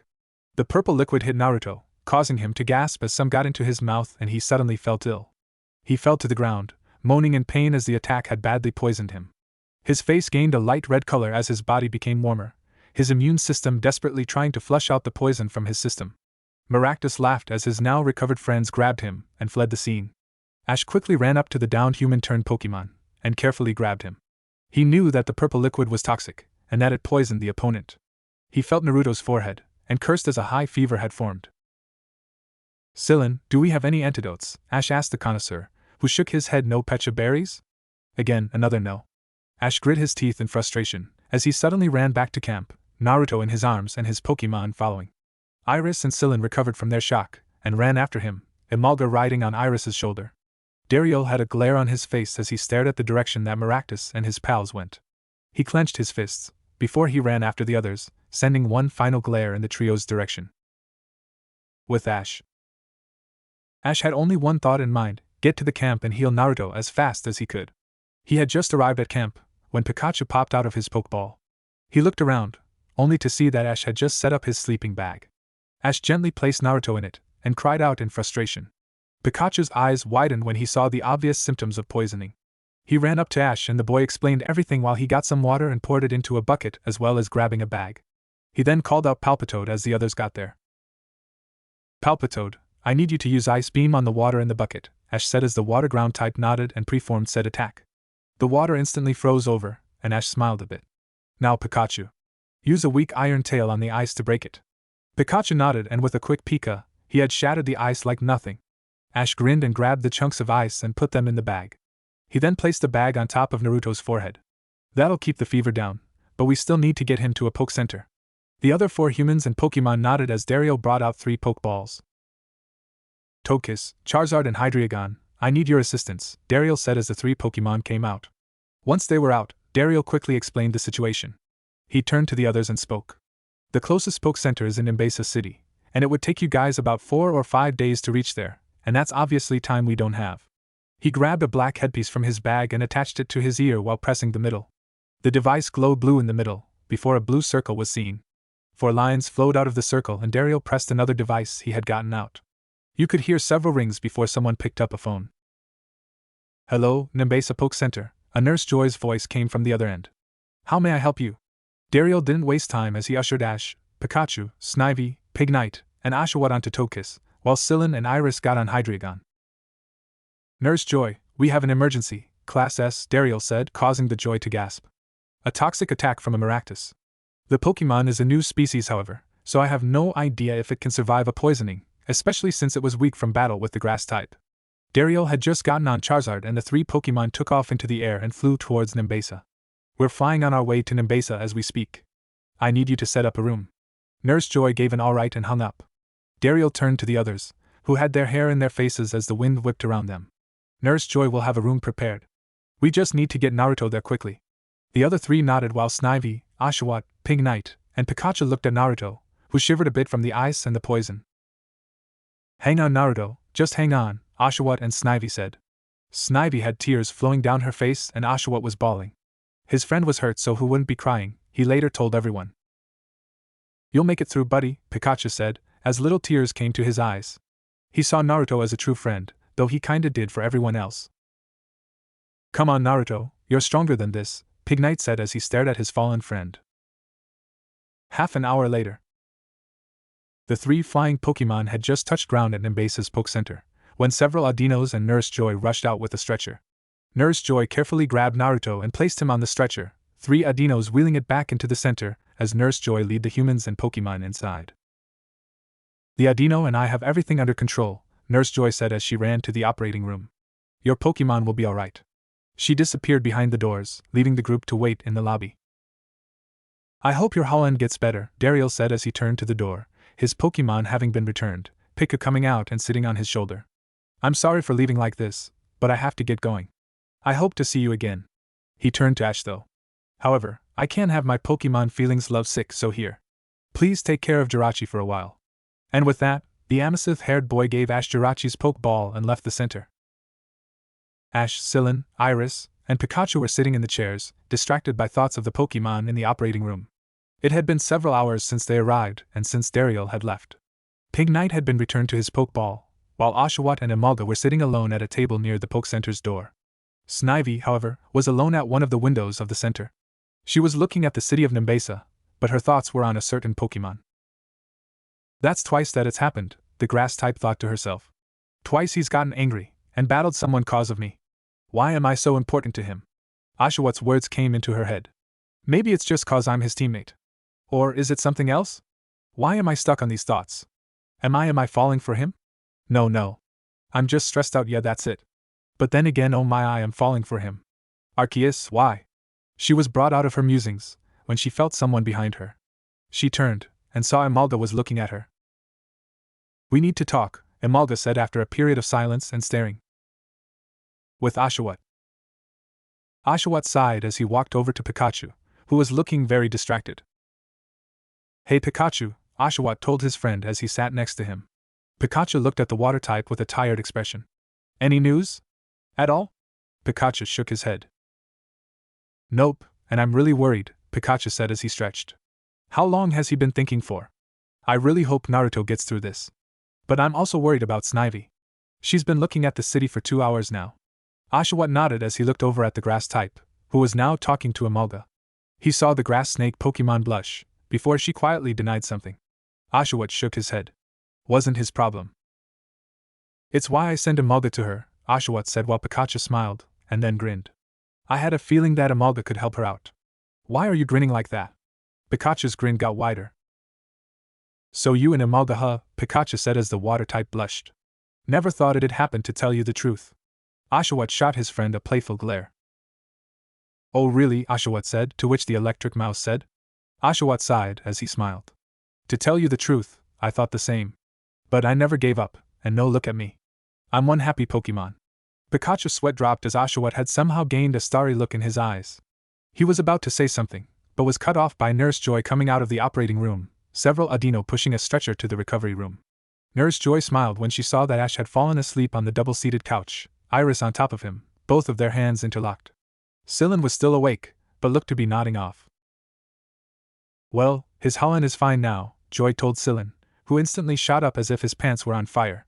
Joy giggled a bit before recomposing herself. We managed to get all of the poison out of his system, but he'll need to rest for a bit now. Sylin nodded, but then felt his eyes closing. He nodded off, standing up, well, until his body fell back like a sack of bricks, soft snores coming out. Joy's sweat dropped and pressed a button on her desk. If I could have the girders come in and carry some trainers to their rooms, please. Several fighting type came in a few minutes later and carried the tired trio to rooms that Joy had set up for them.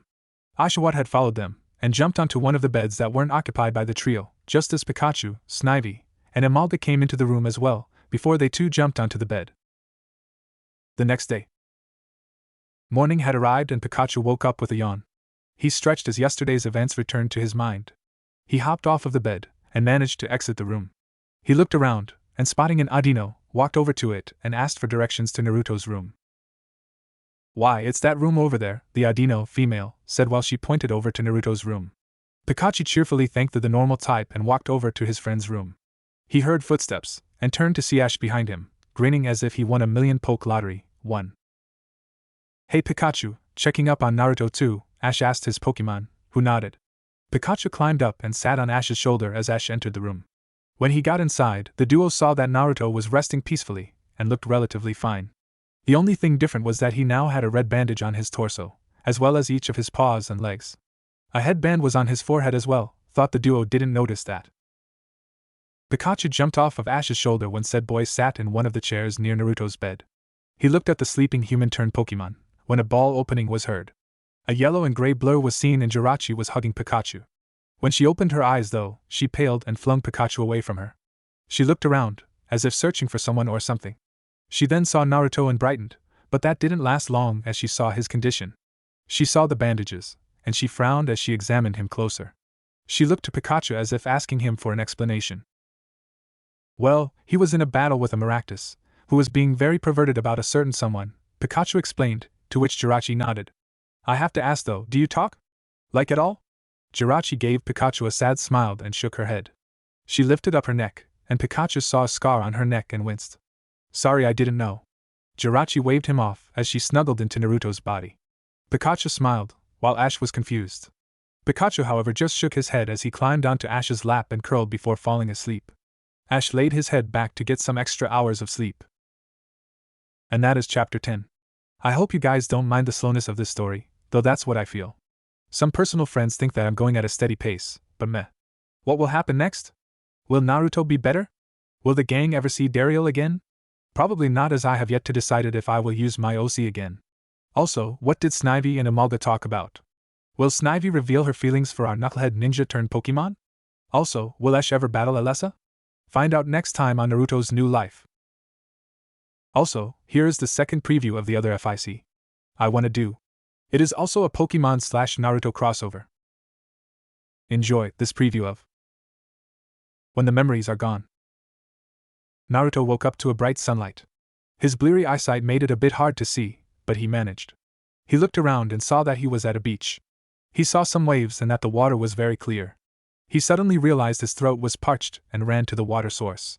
He lapped up some water and sighed in relief as the cool water hit his throat. He closed his eyes and opened them again only to see a strange sight. Instead of his reflection, he saw a small humanoid being. The being's lower body was white, while the head was white at the bottom, and green on top with what looked like a red horn on the forehead. He blinked, though he couldn't see any eyes.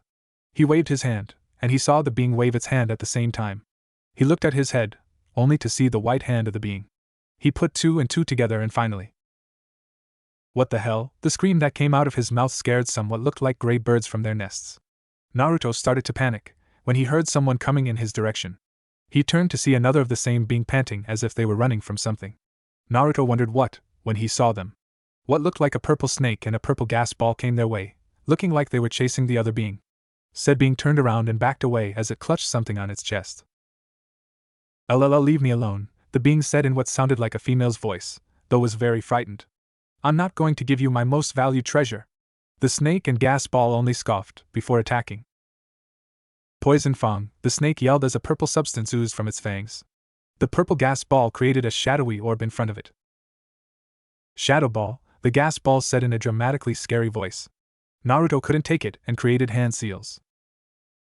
"Wind Style, great breakthrough," Naruto shouted as he fired of the powerful wind-based attack. However, it felt slightly less powerful than he could make it. The purple gas ball and snake were pushed away from the female as Naruto jumped and landed in between them. "Gah, another Ralts," the gas ball said to the snake. "Well, we'll just attack him too. Ain't that right, Ekans?" The snake nodded. "Why, of course, Ghastly," Ekan said to his partner, while Naruto got ready again. Naruto's Mindscape. Naruto walked through the passageways of his mindscape, looking for Kyuubi's cage. Eventually, he found it and the great fox, who was smiling, though it wasn't a cheerful one. "Glad you could come, Kit," Kyuubi said as Naruto entered the cage and by extension, the seal. He embraced one of the great demon's paws and a comfortable smile enveloped the mindscape. When Naruto discontinued the hug, he backed, and then jumped onto the nine-tailed fox's head. Hey, it was his mindscape, he could do anything he wanted. What happened? Naruto asked when he got comfortable on one of the demon's rabbit-like ears. Kyuubi sighed as he laid down. As he did, the sewer changed into a lush forest with a gigantic tree in the distance. Think, tree of beginning. The cage was replaced by a choker on the Kyuubi's as well as 4 seal tags wrapped around its 4 paws. Your darker side managed to leak in some of its negative emotions when you got angry at the cactus, Kyuubi said as his face looked grim. We're gonna have to find a secure place soon, so that I can create a rip in time and space. Through that rip, I would be able to create an artificial waterfall of truth, which is where you would need to go to fight your darker half. Naruto nodded at this, as the information was absorbed into his brain. Naruto sighed. When had things gotten so complicated? Oh yeah, when those damn Uchihas got involved. Alright, thanks Kyuubi, Naruto said as he jumped down from the great beast. An idea formed in his mind, and he smirked. Say, you wouldn't have anything to keep watch over my darker half if you weren't here. Would you? Seeing Kyuubi's nod, he smirked again. Okay, do it, and whatever happens, just let it happen. And with that, Naruto exited his mindscape, leaving a confused Kyuubi who did as he asked. Outside. Naruto awoke and immediately felt Jirachi on top of him. He smiled, and gently pushed her off, before covering her with his blanket. He then concentrated at one point in his line of sight and started to glow purple as he drew out his psychic energy. He had a talk with Pikachu about the workings of this world as very intrigued, especially with what he was doing now. An oval shape made of psychic energy formed, before it turned red and solidified. A red egg with several flame markings was made, before it started to glow. The glow was white however and covered the egg, before it turned red again. The egg shape turned into something else, before the glow died down, and an orange and yellow bird Pokemon was in its place. Naruto, Ash asked as he woke up from the glow. He saw the glow-eyed look-alike and a Pokemon he knew. Torchic? The Torchic looked at him, and then at Naruto. Naruto, Torchic yelled out in anger. What the hell did you do to me? Naruto smiled. He turned to Ash and spoke with telepathy. Ash, I would like you to meet Kyuubi, Naruto introduced. Well, Kyuubi's Pokemon form. Ash looked at the Howland for an explanation. You see, I managed to tap into my psychic nature and created an egg. I then sent Kyuubi's subconsciousness into said egg, and he turned into whatever Pokemon he was most attuned with, Torchic being the case. Ash nodded at the explanation, and Kyuubi just gawked. He then bowed to him with anime tears streaming down. Thank you, Kyuubi thanked the multi-type, who just sweat dropped. Now I can run outside and finally feel alive. He then glomped Naruto. This will not be forgotten now, Toto. It won't be at all. Kyuubi would have continued, had a Pokeball not hit him and capture him. Naruto turned to Ash, who shrugged as he grabbed the ball and let the former fox out. That was not funny. Naruto just laughed at his older brother. Or little brother now, Naruto mused as a small giggle escaped his lips. He was then tackled from behind by Pikachu and Jirachi, though Jirachi managed to get him into a lip lock with her. You're alright, Pikachu exclaimed as he gave his friend a bro hug. Naruto nodded as his mouth was occupied. Jirachi ended the kiss, and was then returned by Ash as she gave Naruto a saucy wink. Naruto's sweat dropped once more, and then sighed. She's not gonna stop until either she gets a mate or I do it with her, is she? Naruto asked the rhetorical question to Pikachu, who felt sorry for the former human. Yup, was all Pikachu said before being filled in on everything by Naruto. The four decided to go get breakfast and exited the room, after getting an AOK from an Audino for Naruto. After breakfast, we now join Ash, Naruto, Pikachu, and Kyuubi as they went back to the room the Nurse Joy had given them. They entered just as Iris with Axu in her hair and Sillin were about to exit. Hey you guys, Ash sheepishly said as he rubbed the back of his head. He then left with the humans, as he explained everything that had happened while they were asleep. Naruto entered with Pikachu and Kyuubi, to see that Oshawott and Imelda weren't there. The lovebirds are outside, getting to know one another, Snivy said as she greeted the trio. And who's the Torchic? Naruto gave a watered-down version of the story, since he hadn't told anyone of the darker personality. Snivy nodded before she looked like she was in conflict about something. She sighed before speaking. Naruto, can I speak to you in private? Snivy said, getting a nod from the former human. They walked outside to go somewhere private. Kyuubi smirked. I beat you that she's gonna tell him that she loves him, and then they're gonna go at it like rabbits, Kyuubi said as he put some pecha berries he got from somewhere in front of Pikachu, who grinned. Alright, I'll take that bet, Pikachu agreed as he put down some nanab berries. With the duo Snivy and Naruto had managed to get onto the roof of the Poke Center. The two were silent for some time, before Naruto had enough. "So, what did you want to talk about?" Naruto said as he looked at the bustling city of Nimbasa. He was still somewhat weak, especially since he used some of his energy into making Kyubi come out of the seal. Snivy looked at the Pokemon, before sighing. She didn't know how to come out with it. Sure, she was a girl, but she never knew how one was to approach with the fact that they love someone, nevertheless tell them. "I just wanted to know how you are," Snivy said, causing the black-furred Pokemon to look at her in confusion. "Couldn't you have told me in the room?" Naruto asked, truly confused. Snivy sighed before looking away. Naruto noticed a slight flinch when he said that. "Hey, are you okay, Snivy?" Naruto got closer to her, trying to find out if she was hurt or not. "Yes, I'm okay really," Snivy said as she felt her face getting hot from how close the Pokemon was getting to her. Naruto looked doubtful. "You sure?" Naruto asked, getting a nod in return. "Okay then." Naruto saw Snivy flinch again, and now he was very concerned. "Hey, you can tell me anything. What's wrong, and don't tell me it's nothing." Naruto got a bit closer as Snivy shied. "Come on, Snivy, I'm your friend. You can tell me anything that's wrong with YMMPH." Naruto's words were cut off as Snivy tackled the girl-eyed look-alike and got him into a deep kiss. Her eyes were closed, and she seemed to be enjoying it. Naruto's eyes were wide, however, but then closed as he got into the kiss. It was a bit awkward as he had a muzzle and she was a bit smaller than him, as well as the entire importance of him having to use all four legs to get comfortable, but it worked out in the end. The kiss lasted for almost a minute before the two pulled away. "Mind telling me what that was for?" Snivy blushed. "Well, you see," Snivy started to stutter over her words. She recomposed herself and looked into his eyes. "Well, the first time we met you had told us that you were from another dimension, another universe. To tell you the truth, I felt that you were either crazy or very untrustworthy." Naruto looked down at that. For the past few weeks, he started to feel a small thing for the grass snake that grew over time, and to hear that kinda hurt him. "But over the weeks, a feeling has been inside me, and well, I guess you could say that I love you." She finished off with a tackle kiss, as Naruto called it. The two were at it like as if nothing else in the world mattered, and pretty soon, the effects were starting to show. Snivy and Naruto both had light pink hues on their cheeks, and the air around them was starting to get hot. They were about to act something out that could very well change their lives. A few hours later, lunchtime with Ash and the others. Ash and the gang were currently relaxing as they sat next to a cafe. They had just finished doing some training, and had decided to relax at a nearby cafe. They had ordered some food, and had just finished eating. "Hey, I wonder where Naruto and Snivy are," Ash wondered, causing Kyubi and Pikachu to snicker, though no one noticed luckily. The others wondered as well, before some of the Pokemon noticed a peculiar smell. It smelled like sex and something else.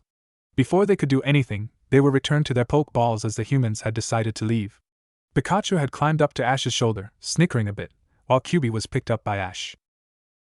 The humans walked to the center, and had Nurse Joy check on their Pokemon. Nurse Joy smiled before she looked at Ash /. "Oh yes, your Snivy and Howlin are on the roof," Nurse Joy said before a blush crept up her face. "It appears that they were in certain activities, and the Audino here picked up on that. They're asleep, and I just could bring them here." Ash nodded, though was confused as to why she was blushing. He walked up to the roof with Iris, as Sillin had to go stock up on supplies. The two got the rooftop doors and could smell something in the air. Ash hesitantly opened the door, expecting something bad. He was surprised when he saw Naruto and Snivy together, the former inside the other. Ash gained a blush that could be mistaken for a cherry berry. Iris wasn't doing any better and Pikachu was giving a snickering Kyubi some berries. Ash looked at Iris and said, "We never speak of this," Ash said, causing Iris to nod furiously. They quickly and quietly went back inside, just in time. Naruto woke up to what he thought was the best nap of his life. He looked down and saw Snivy. He smiled as he nuzzled her neck, causing her to moan a bit. She woke up and saw Naruto smiling at her. "Afternoon, Snivy," Naruto said as he smiled, causing Snivy to blush. He chuckled seeing this. "You're cute when you blush, you know that?" Snivy's blush got darker as she snuggled into the canine. "Shut up," she sighed out as she closed her eyes. Naruto nodded and laid his head on hers as he let her use his body as a pillow. A few minutes later, Naruto spoke up. "As much as I enjoy being here," he said, causing Snivy to look up at him. "We should probably get going before someone sees us like this, especially if it's Axel or Scraggy." Snivy's eyes widened as she got off of him, moaning as his member exited her body. She then got up, albeit with a little difficulty. She then looked at Naruto as he got up and padded over to her. He licked her face lovingly as he walked to the door. Snivy walked with a bit of a limp though. He opened the door with his psychic energy and let Snivy in first. The two walked to the main lobby of the Poke Center and saw the others there. They smiled when they saw the duo. "Hey Naruto, Snivy," Ash said, with a small tinge of pink on his cheeks from the memory. "You guys are just in time. We're gonna go and challenge the gym. Let's go!"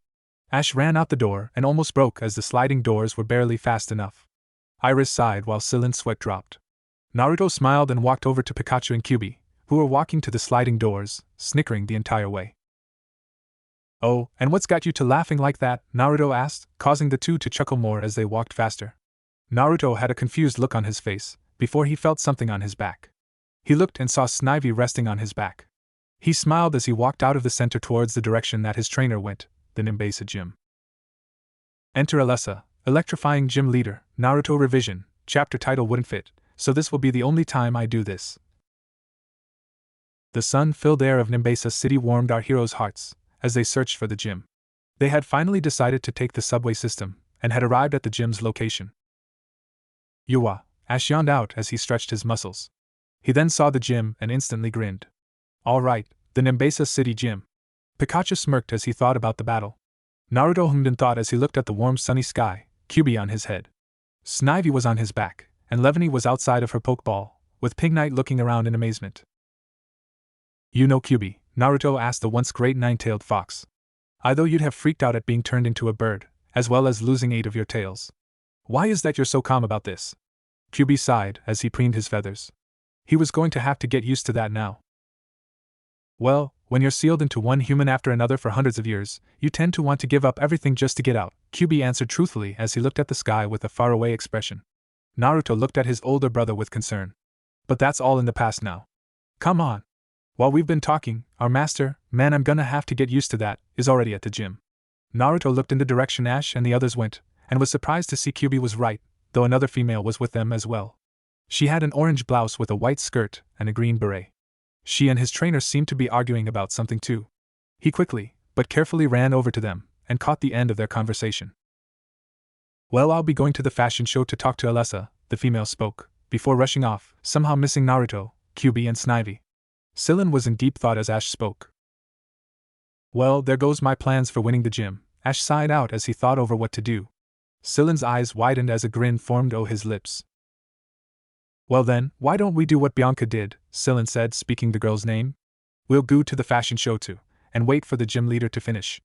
Iris and Ash both brightened at this. Iris for the fashion show, and Ash for the idea. "All right," the two answered in unison. Play Rival Destiny's intro, movie or regular doesn't matter. The trio of humans arrived at the fashion show with their Pokemon with them.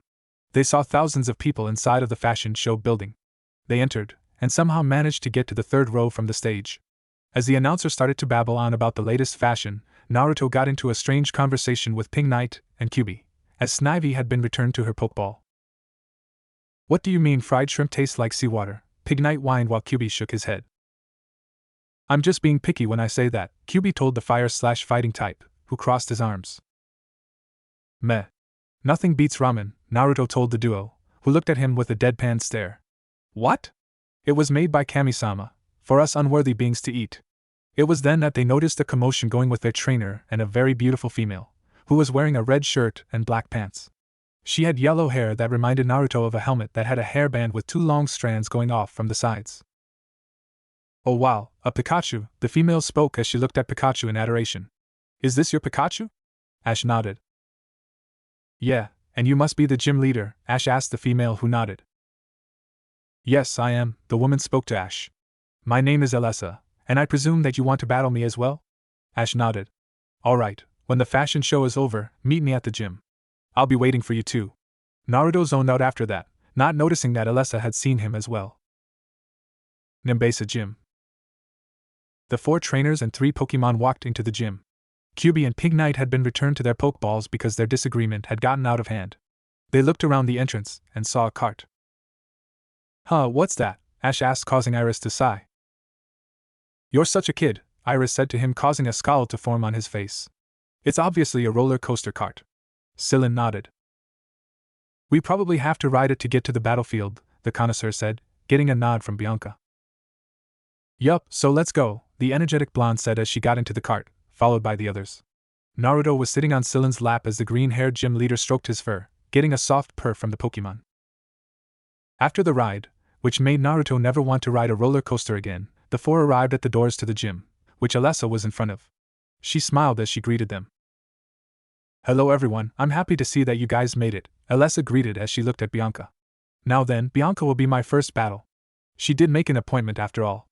Ash groaned as he complained about how he should have made an appointment. But there's someone here to meet you first. Bianca gave a ha as the door to the battlefield opened, revealing a portly man in his 40s with a business suit on. D-Daddy, Bianca stuttered out, getting a few shocked looks from Ash and the others. Did she just say Daddy? Iris asked, getting a nod from Silen. Naruto shook his head. With his canine senses, he could smell that the two were related in some way. Hello Bianca, Bianca's father greeted. The girl spoke out. What are you doing here? Bianca asked her father, who sighed in response. I'm here to take you home, dear, Bianca's father, whom I shall now refer to as Nick, said. Bianca and the others gasped.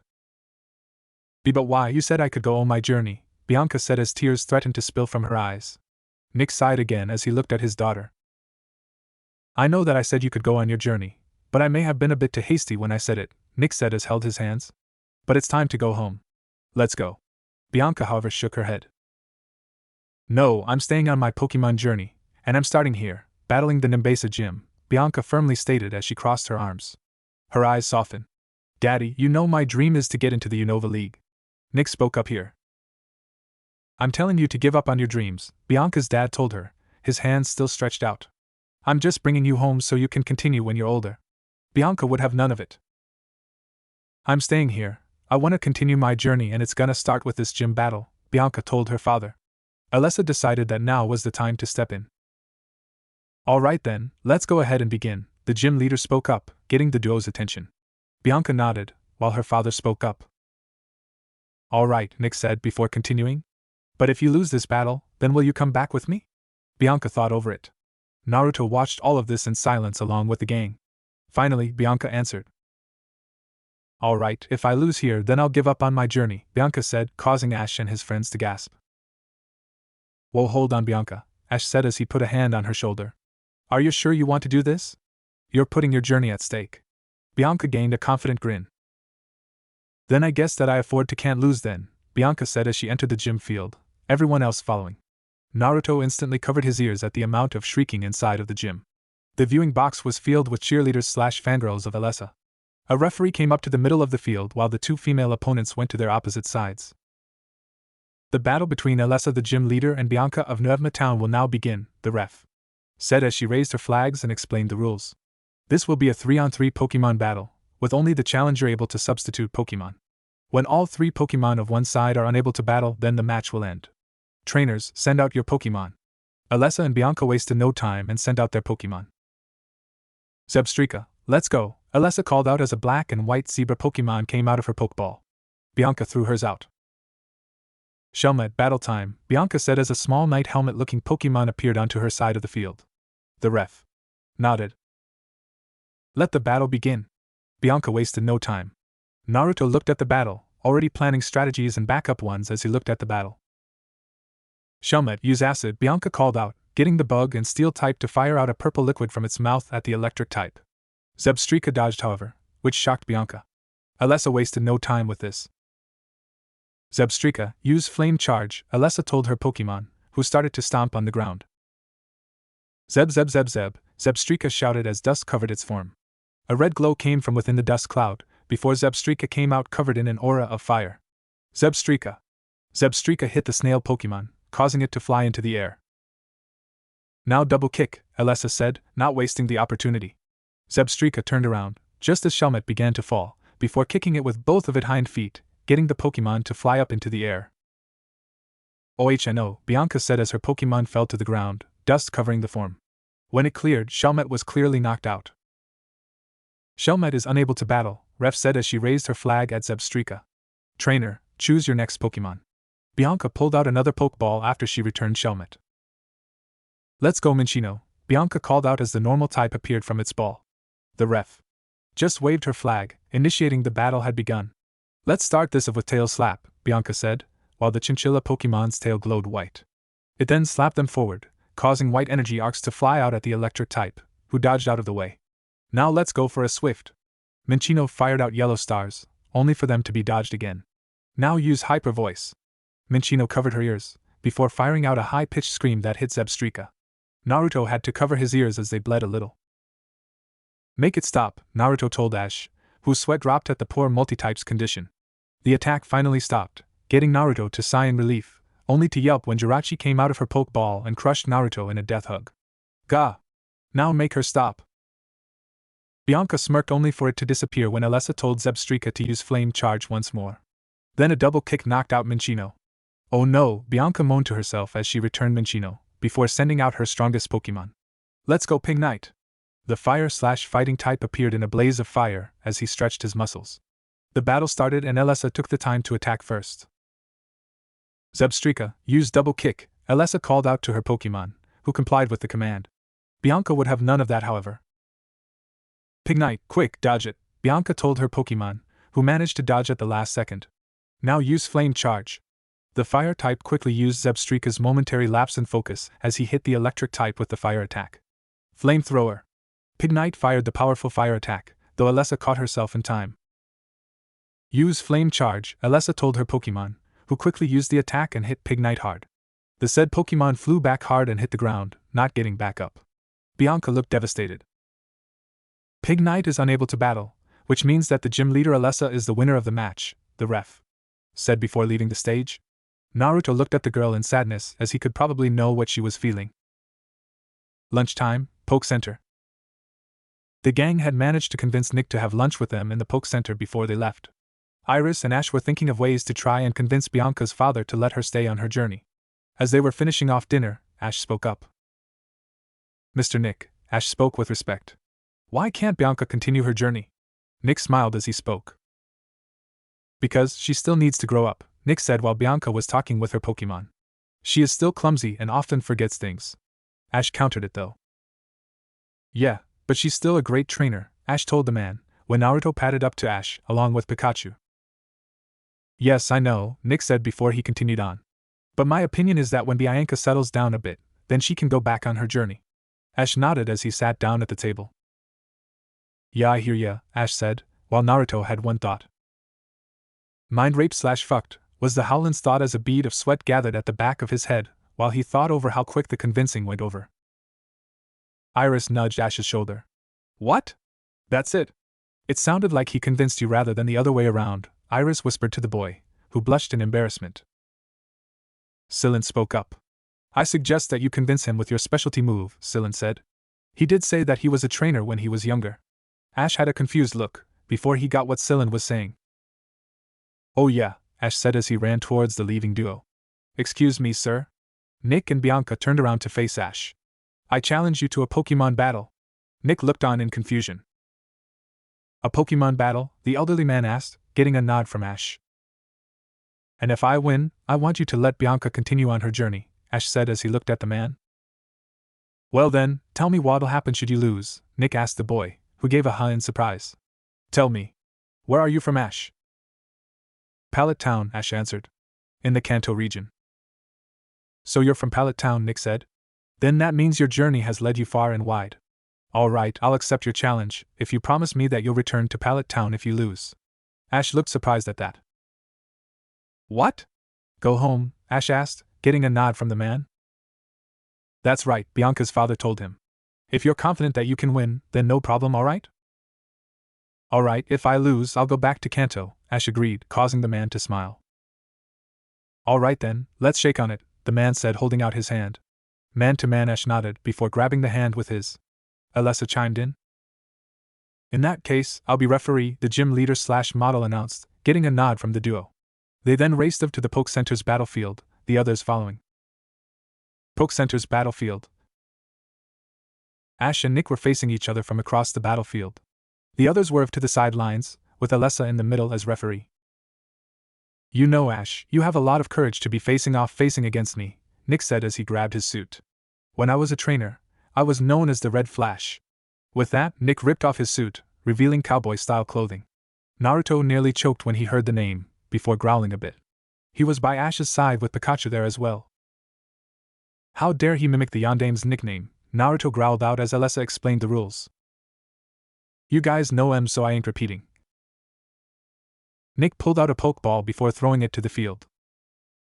Let's go, Red Flash Darmanitan, Nick called out, causing Naruto to see red. Ash was about to call out Oshawott, when he heard Naruto growling. What's wrong, Naruto? Ash asked, not getting an answer from the Howlen. Naruto suddenly howled, before he jumped onto the field, a glare on his face. Naruto? Naruto looked back at him, and nodded. All right then. Be my guest. Alessa looked at the Pokemon, and made a mental note to ask Ash about it later. All right then, since both sides are ready, Alessa said, getting a nod from the two. Let the battle begin. Nick started at first. Let's begin with the fire punch, Nick called out as his Darmanitan's fist glowed red. Darmanitan rushed towards the multi-type, but didn't expect him to dodge so quickly. All right, Naruto, use Air Slash, Ash called out, getting a nod from Naruto. Air Slash, Naruto called out as he glowed blue, before several wind saws were formed above him. He threw his head forward, sending the projectiles at the fire type. Said fire type just ignored it as he rushed at Naruto again. Use Flame Charge, Darmanitan, Nick called out while the spectators were in awe at the battle. Naruto, use Nitro Charge, Ash called out, getting the Howlen to perform the task. The two fire charge attacks collided with one another, causing an explosion to occur. When the smoke cleared, both Pokemon were unhurt. Now use Thunderbolt. Naruto charged up energy. Howlian, Naruto said in his poke speech as he released the energy into a yellow bolt of electricity. That hit and actually hurt the Red Flash Darmanitan. Nick growled as he saw this. Use Flamethrower Darmanitan, Nick called out, getting the Pokemon to fire out a very large stream of flames that covered the Howlen from view. Use Air Slash to disperse the flames, Naruto, Ash called out, getting a nod from the Pokemon as Naruto used the move. It actually cut the flames into 4 pieces, giving Naruto enough time to dodge, before it hit completely. Now use Thunderbolt again. Howlian, Naruto shouted again as he fired the electric attack once more. Darmanitan, however, concentrated his flames onto the attack, causing another explosion to occur. Now use Flare Blitz, Nick said as the smoke dispersed. Darmanitan was covered in a fiery red aura as he charged at the multi-type. Naruto, use a Thunderbolt Nitro Charge combo, Ash called out, as Naruto obliged to the request. He was covered in a red sparking aura, similar to Pikachu's Volt Tackle, as he charged at the approaching fire type, putting all of his energy into it. He even added a move of his own. Fire Style, Flaming Flower, Naruto said as his attack grew bigger. The two attacks met, and caused an explosion that covered the room in dust, and caused the building to shake. It started to clear and a shape was seen in the smoke. Ash's heart broke when the smoke disappeared. Naruto was unconscious, while Darmanitan was barely standing. Alessa raised her flag. And the winner is the Red Flash, Alessa said as she exited the room. Iris and Sylvan looked at Ash in sympathy while Bianca was looking like she was going to cry. Pikachu looked at Ash sadly. Well, I guess you won, Ash said as he walked over to Naruto's unconscious form, gently picking him up. Naruto, however, started to glow red. Ash looked at his hands in awe. Naruto's shape started to change, before the light faded from him. Naruto was now a 6-foot mix of a cat, a rabbit, and a toad. He had the body of a cat, with rabbit-like ears and tails. He had 5 tails, all 5 of them green, though they had a mix of a different color. The middle tail had a bit of a sky blue coloring, the furthest to the right had a sandy brown coloring, while the opposite had an ocean blue one. The second furthest from the right was a bright yellow, while the opposite was a darker green color. Around his eyes were what looked like red mascara and he had webbed feet. He also sounded like he was croaking, and if they were to see his eyes, they would see that they were yellow with black horizontal bar pupils. 1. Ash's Pokédex beeped, getting his attention. He opened it up, just as the others came over to see what had happened. New information on Howlen available. Howlen Nature for me. Ability, Natural Recovery, heals Pokemon greatly when in a pinch. Chloroplast, adds a boost in grass moves when the sun is out. Status Immunity, Howlen is now immune to all status effects of sleep, poison, and paralysis. Moves, Solar Beam, Energy Ball, Hurricane, Earthquake. That is all the information for now. Ash and the others were in awe at the status of Naruto's new for me. Nick smiled as he saw Ash gently stroke Naruto's fur. All right then, Nick said, getting everyone to look at him. I'll let Bianca continue her journey, as well as yours, Ash. I can see that you're both great trainers and it wouldn't be right of me to let you two give up your journeys because of me. Bianca, just promise me you'll call me every now and then. Bianca gave her father a nod, before she ran out of the Poke Center. Ash smiled, as did Iris and Celine. I really worry about her sometimes. Nick then noticed something from the corner of his eyes. It was Bianca's bag. Oh no! She forgot her bag. Bianca! Wait, honey, you forgot your bag. With that, the red flash ran off after his daughter, while the trio sweat dropped at his antics. Ash smiled before he brought Naruto up. He would need some rest after the battle, so he walked off to the front desk, Iris and Celine following. Great battle, Ash, Celine said as he looked up to the ceiling. The battle had the most exquisite spices and the best dish of excitement I've seen yet. Iris sighed before she looked at Ash. Great battle, even if you lost, Iris said before she grabbed his hand, and walked with him to the nurse Joy at the front of the desk, leaving Celine talking to himself about spices and herbs as well as recipes. He finally noticed and quickly caught up to them with a "Hey, wait for me." We see our heroes inside of a Pokemon Center room, getting ready for bed. Well, one exception wasn't. Ash was sitting on his bed, looking at a notebook with notes on his Pokemon. Pikachu was sitting across from him, and a now recovered and normal Naruto was laying on one of the pillows. He was a bit miffed that he lost to the slow and fat red gorilla, as he called Darmanitan. Ash hummed in thought as he went over different battle strategies for the Nimbasa Gym. Pikachu copied his trainer as he tried to think of something. Naruto looked over all of Ash's Pokemon, then thinking over what he had seen of Alessa's Zebstrika. From what he saw, he predicted that most if not all of her Pokemon were speedy ones. It would also more than likely be a 3-on-3 Pokemon battle, plus the fact that Alessa has more than likely fought many ground types before. That's it, Ash exclaimed before he ran out of the room into one of the chanceys in the main lobby. Naruto ran after him with Pikachu behind him, before he was tackled by a familiar figure. Jirachi, Naruto whined as he lay on the floor, the psychic steel type on top of him. She just giggled before she covered his mouth with hers. A Pokeball opened up, and a familiar green snake was released from the object. Said Pokemon looked around before seeing an uncomfortable Naruto laying underneath Jirachi.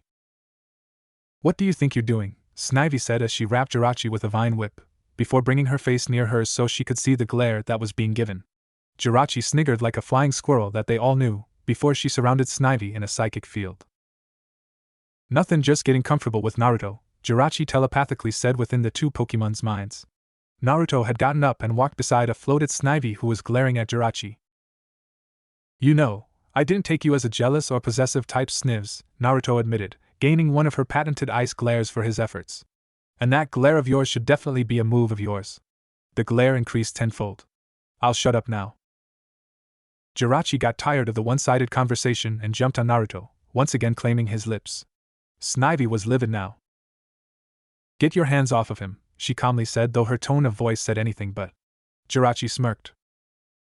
I know you're mated to him, but I don't mind sharing, Jirachi said, her voice not hiding the anything. Well, I do, Snivy said as she managed to break free of the psychic field, before she wrapped a vine around Jirachi and flung her off of Naruto and out of the open door, almost hitting a startled Ash. Iris and Celine had already fallen asleep, somehow not waking up to the little fight. Yup, definitely didn't see possessiveness, Naruto muttered before a vine was wrapped around him as well. He was then dragged out of the room, as Snivy angrily walked past Ash, who just entered the room as if it were an everyday occurrence. Jirachi floated in after Ash did, before she reluctantly returned herself to her Pokeball. She'll get her prize eventually. In Lostlorn Forest, Snivy was busy angrily dragging a whining Naruto to notice that she had exited the Poke Center and had entered the forest of Lostlorn. Snivs, Naruto whined out as he felt the friction between his skin and the dirt start to skin his body. You're skinning my body with all of this dragging. Snivy stopped dragging him, getting a sigh of relief from the Pokemon. That was until she lifted him up and brought him to her face. They stared at one another for several minutes before Naruto spoke. What's wrong, Snee? He was cut off when Snivy kissed him. He was surprised at first, but then recovered as he kissed back with vengeance. Probably sleeping, though in Ash's case, sleep-eating, Snivy said, getting a laugh from Naruto. He could probably beat a Snorlax and a Swalot in an eating contest, Naruto said, getting the both of them to laugh at the image of that happening. Snivy suddenly had a thought come to her. You know, not that I'm complaining, but Snivy started, before trialing off. She got back on track when Naruto licked her neck. I would think you would be uncomfortable, or at least repulsed by the thought of mating with a Pokemon. Why is that? Naruto smiled as he looked into her eyes. Well, I'm not a human anymore, so that's one factor, Naruto said as he looked away from her. There's also the fact that I've been becoming more of a Pokemon. Not just physically, but mentally as well. I still have some human thoughts, like my past memories, as well as my personality. Plus, just cause I was a human, doesn't mean anything. I'm a Pokemon now, and I doubt that'll change. The last thing is my feelings for you. I really love you, Snivs. Snivy blushed at his words, before nodding in understanding. Naruto felt his knot had gone down enough, and slowly pulled out of the grass snake, some of his seed exiting along with him. The two got up, and after washing in a stream, headed off to the Pokemon Center. When they reached the room where their trainer slept, they fell asleep, with Naruto in a protective position around Snivy, as they waited for the next day, in which their trainer would battle the Nimbasa Gym. The next day. The bright morning sun shined on our heroes' faces as they slept peacefully. That is until the light woke them up. As the three humans started their morning rituals, the Pokemon who were out, Pikachu, Naruto, Snivy, and Axu, walked out of the room, looking for something to eat. Naruto and Snivy had slight headaches from staying up late, but were relatively fine.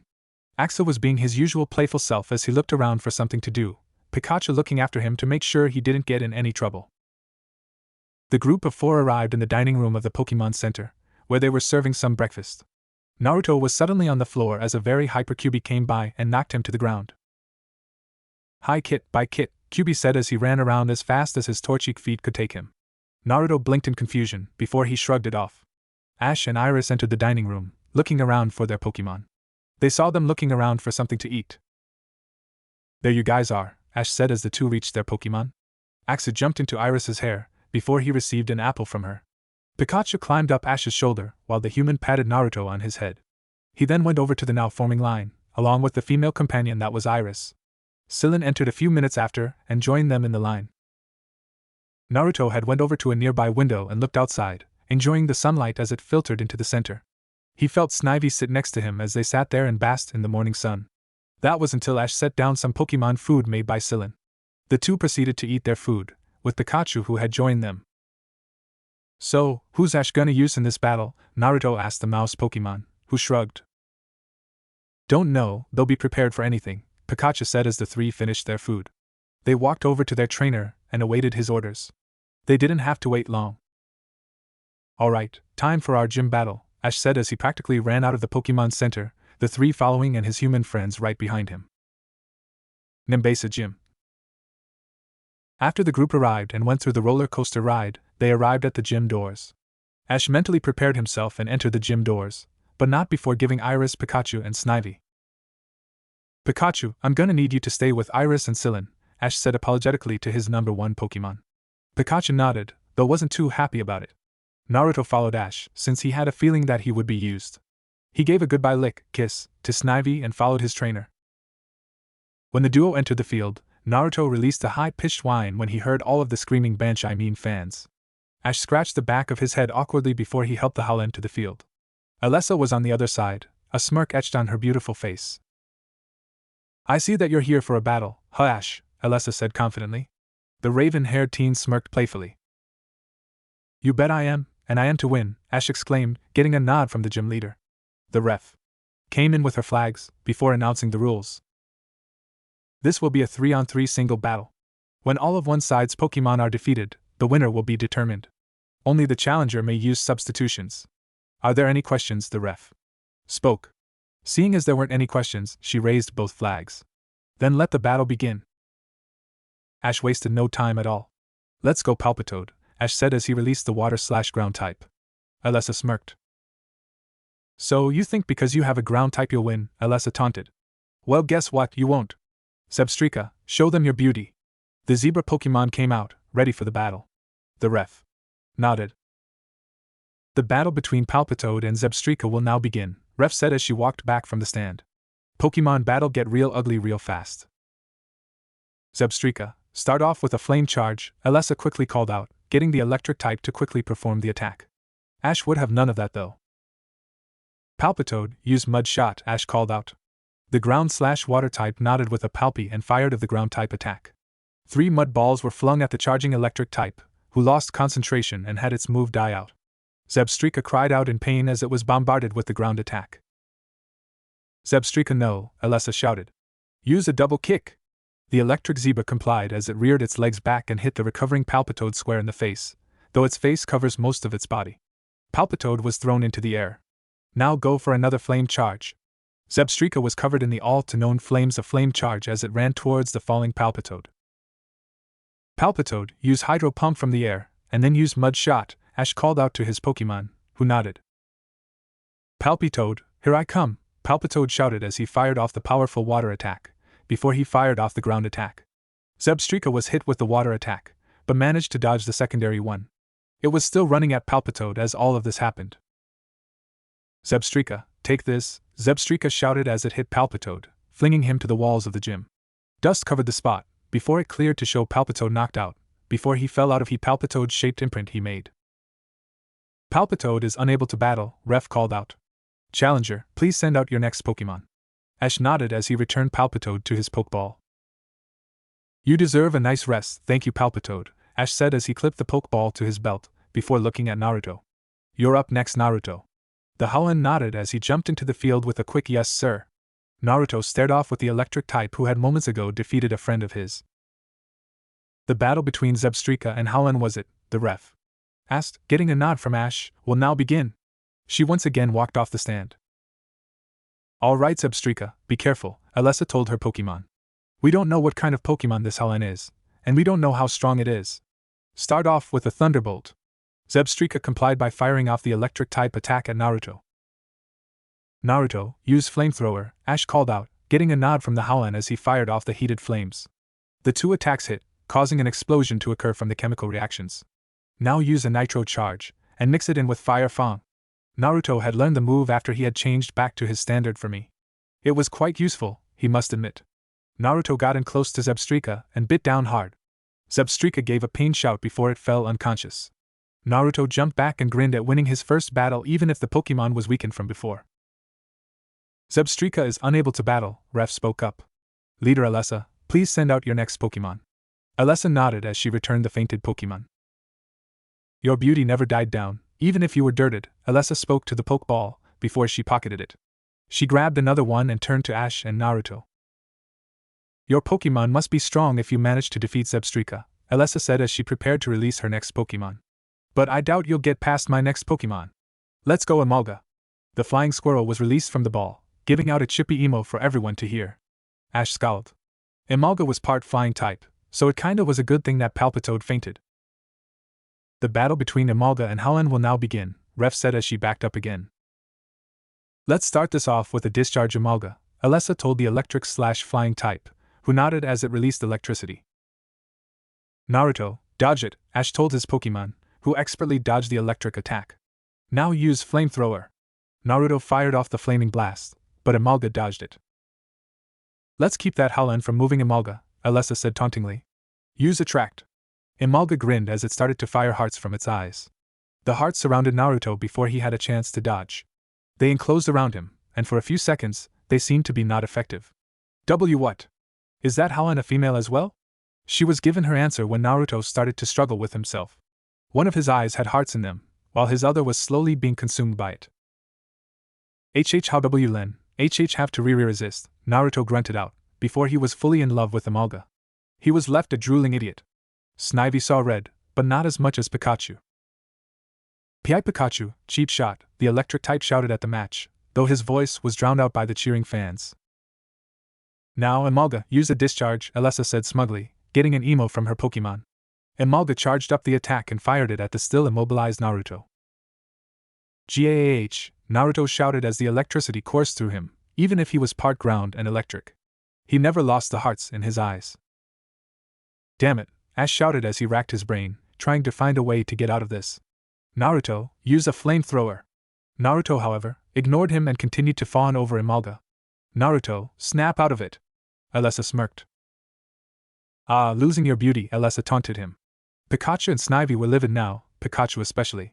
Emolga, use another discharge, and add in an aerial ace.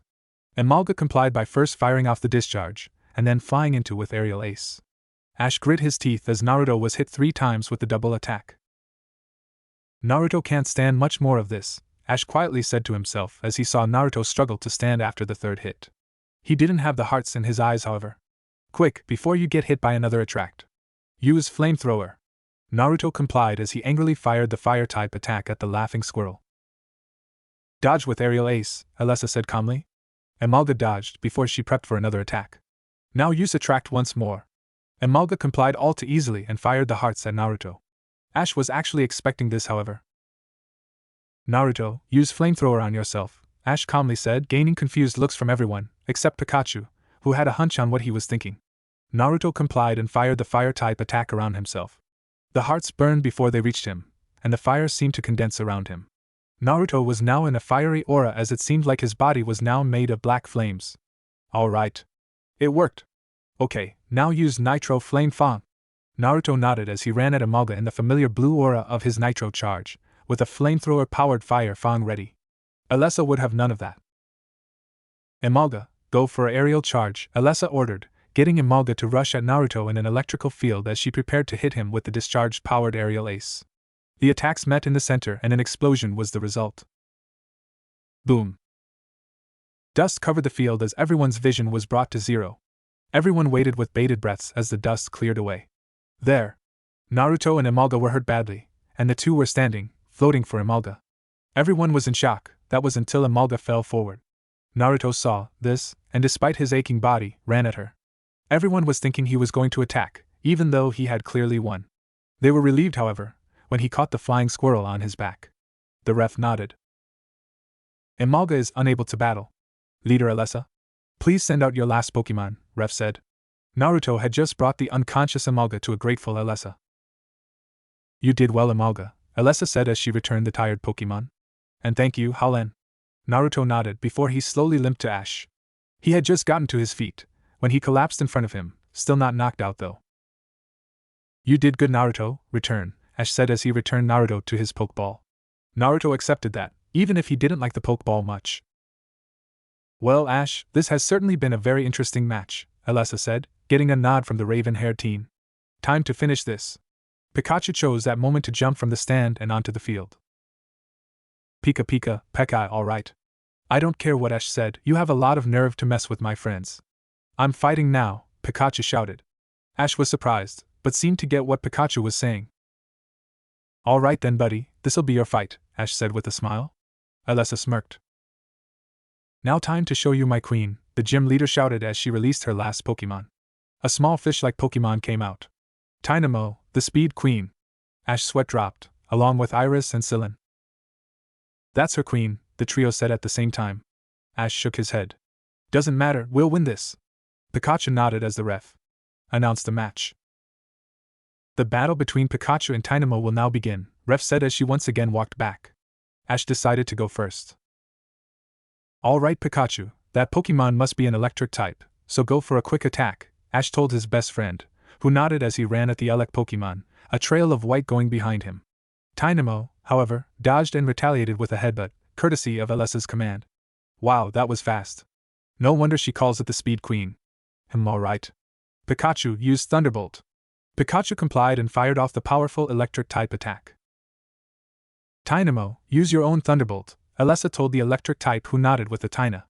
Tynamo and Pikachu's Thunderbolts hit each other, causing a smoke cloud to cover the field due to the explosion. Tynamo, use Headbutt. Ash took this time to attack. Pikachu, when Tynamo comes, jump and then use Iron Tail while it's looking for you, Ash told Pikachu, who nodded and prepared to jump. When Tynamo went through the smoke, Pikachu jumped. Tynamo's speed caused a hole to appear in the smoke cloud, but Alessa saw that Pikachu wasn't there. Where'd it go? Alessa wondered, before everyone heard a Pikai. Everyone looked up, just in time to see Pikachu come down on Tynamo with an iron tail.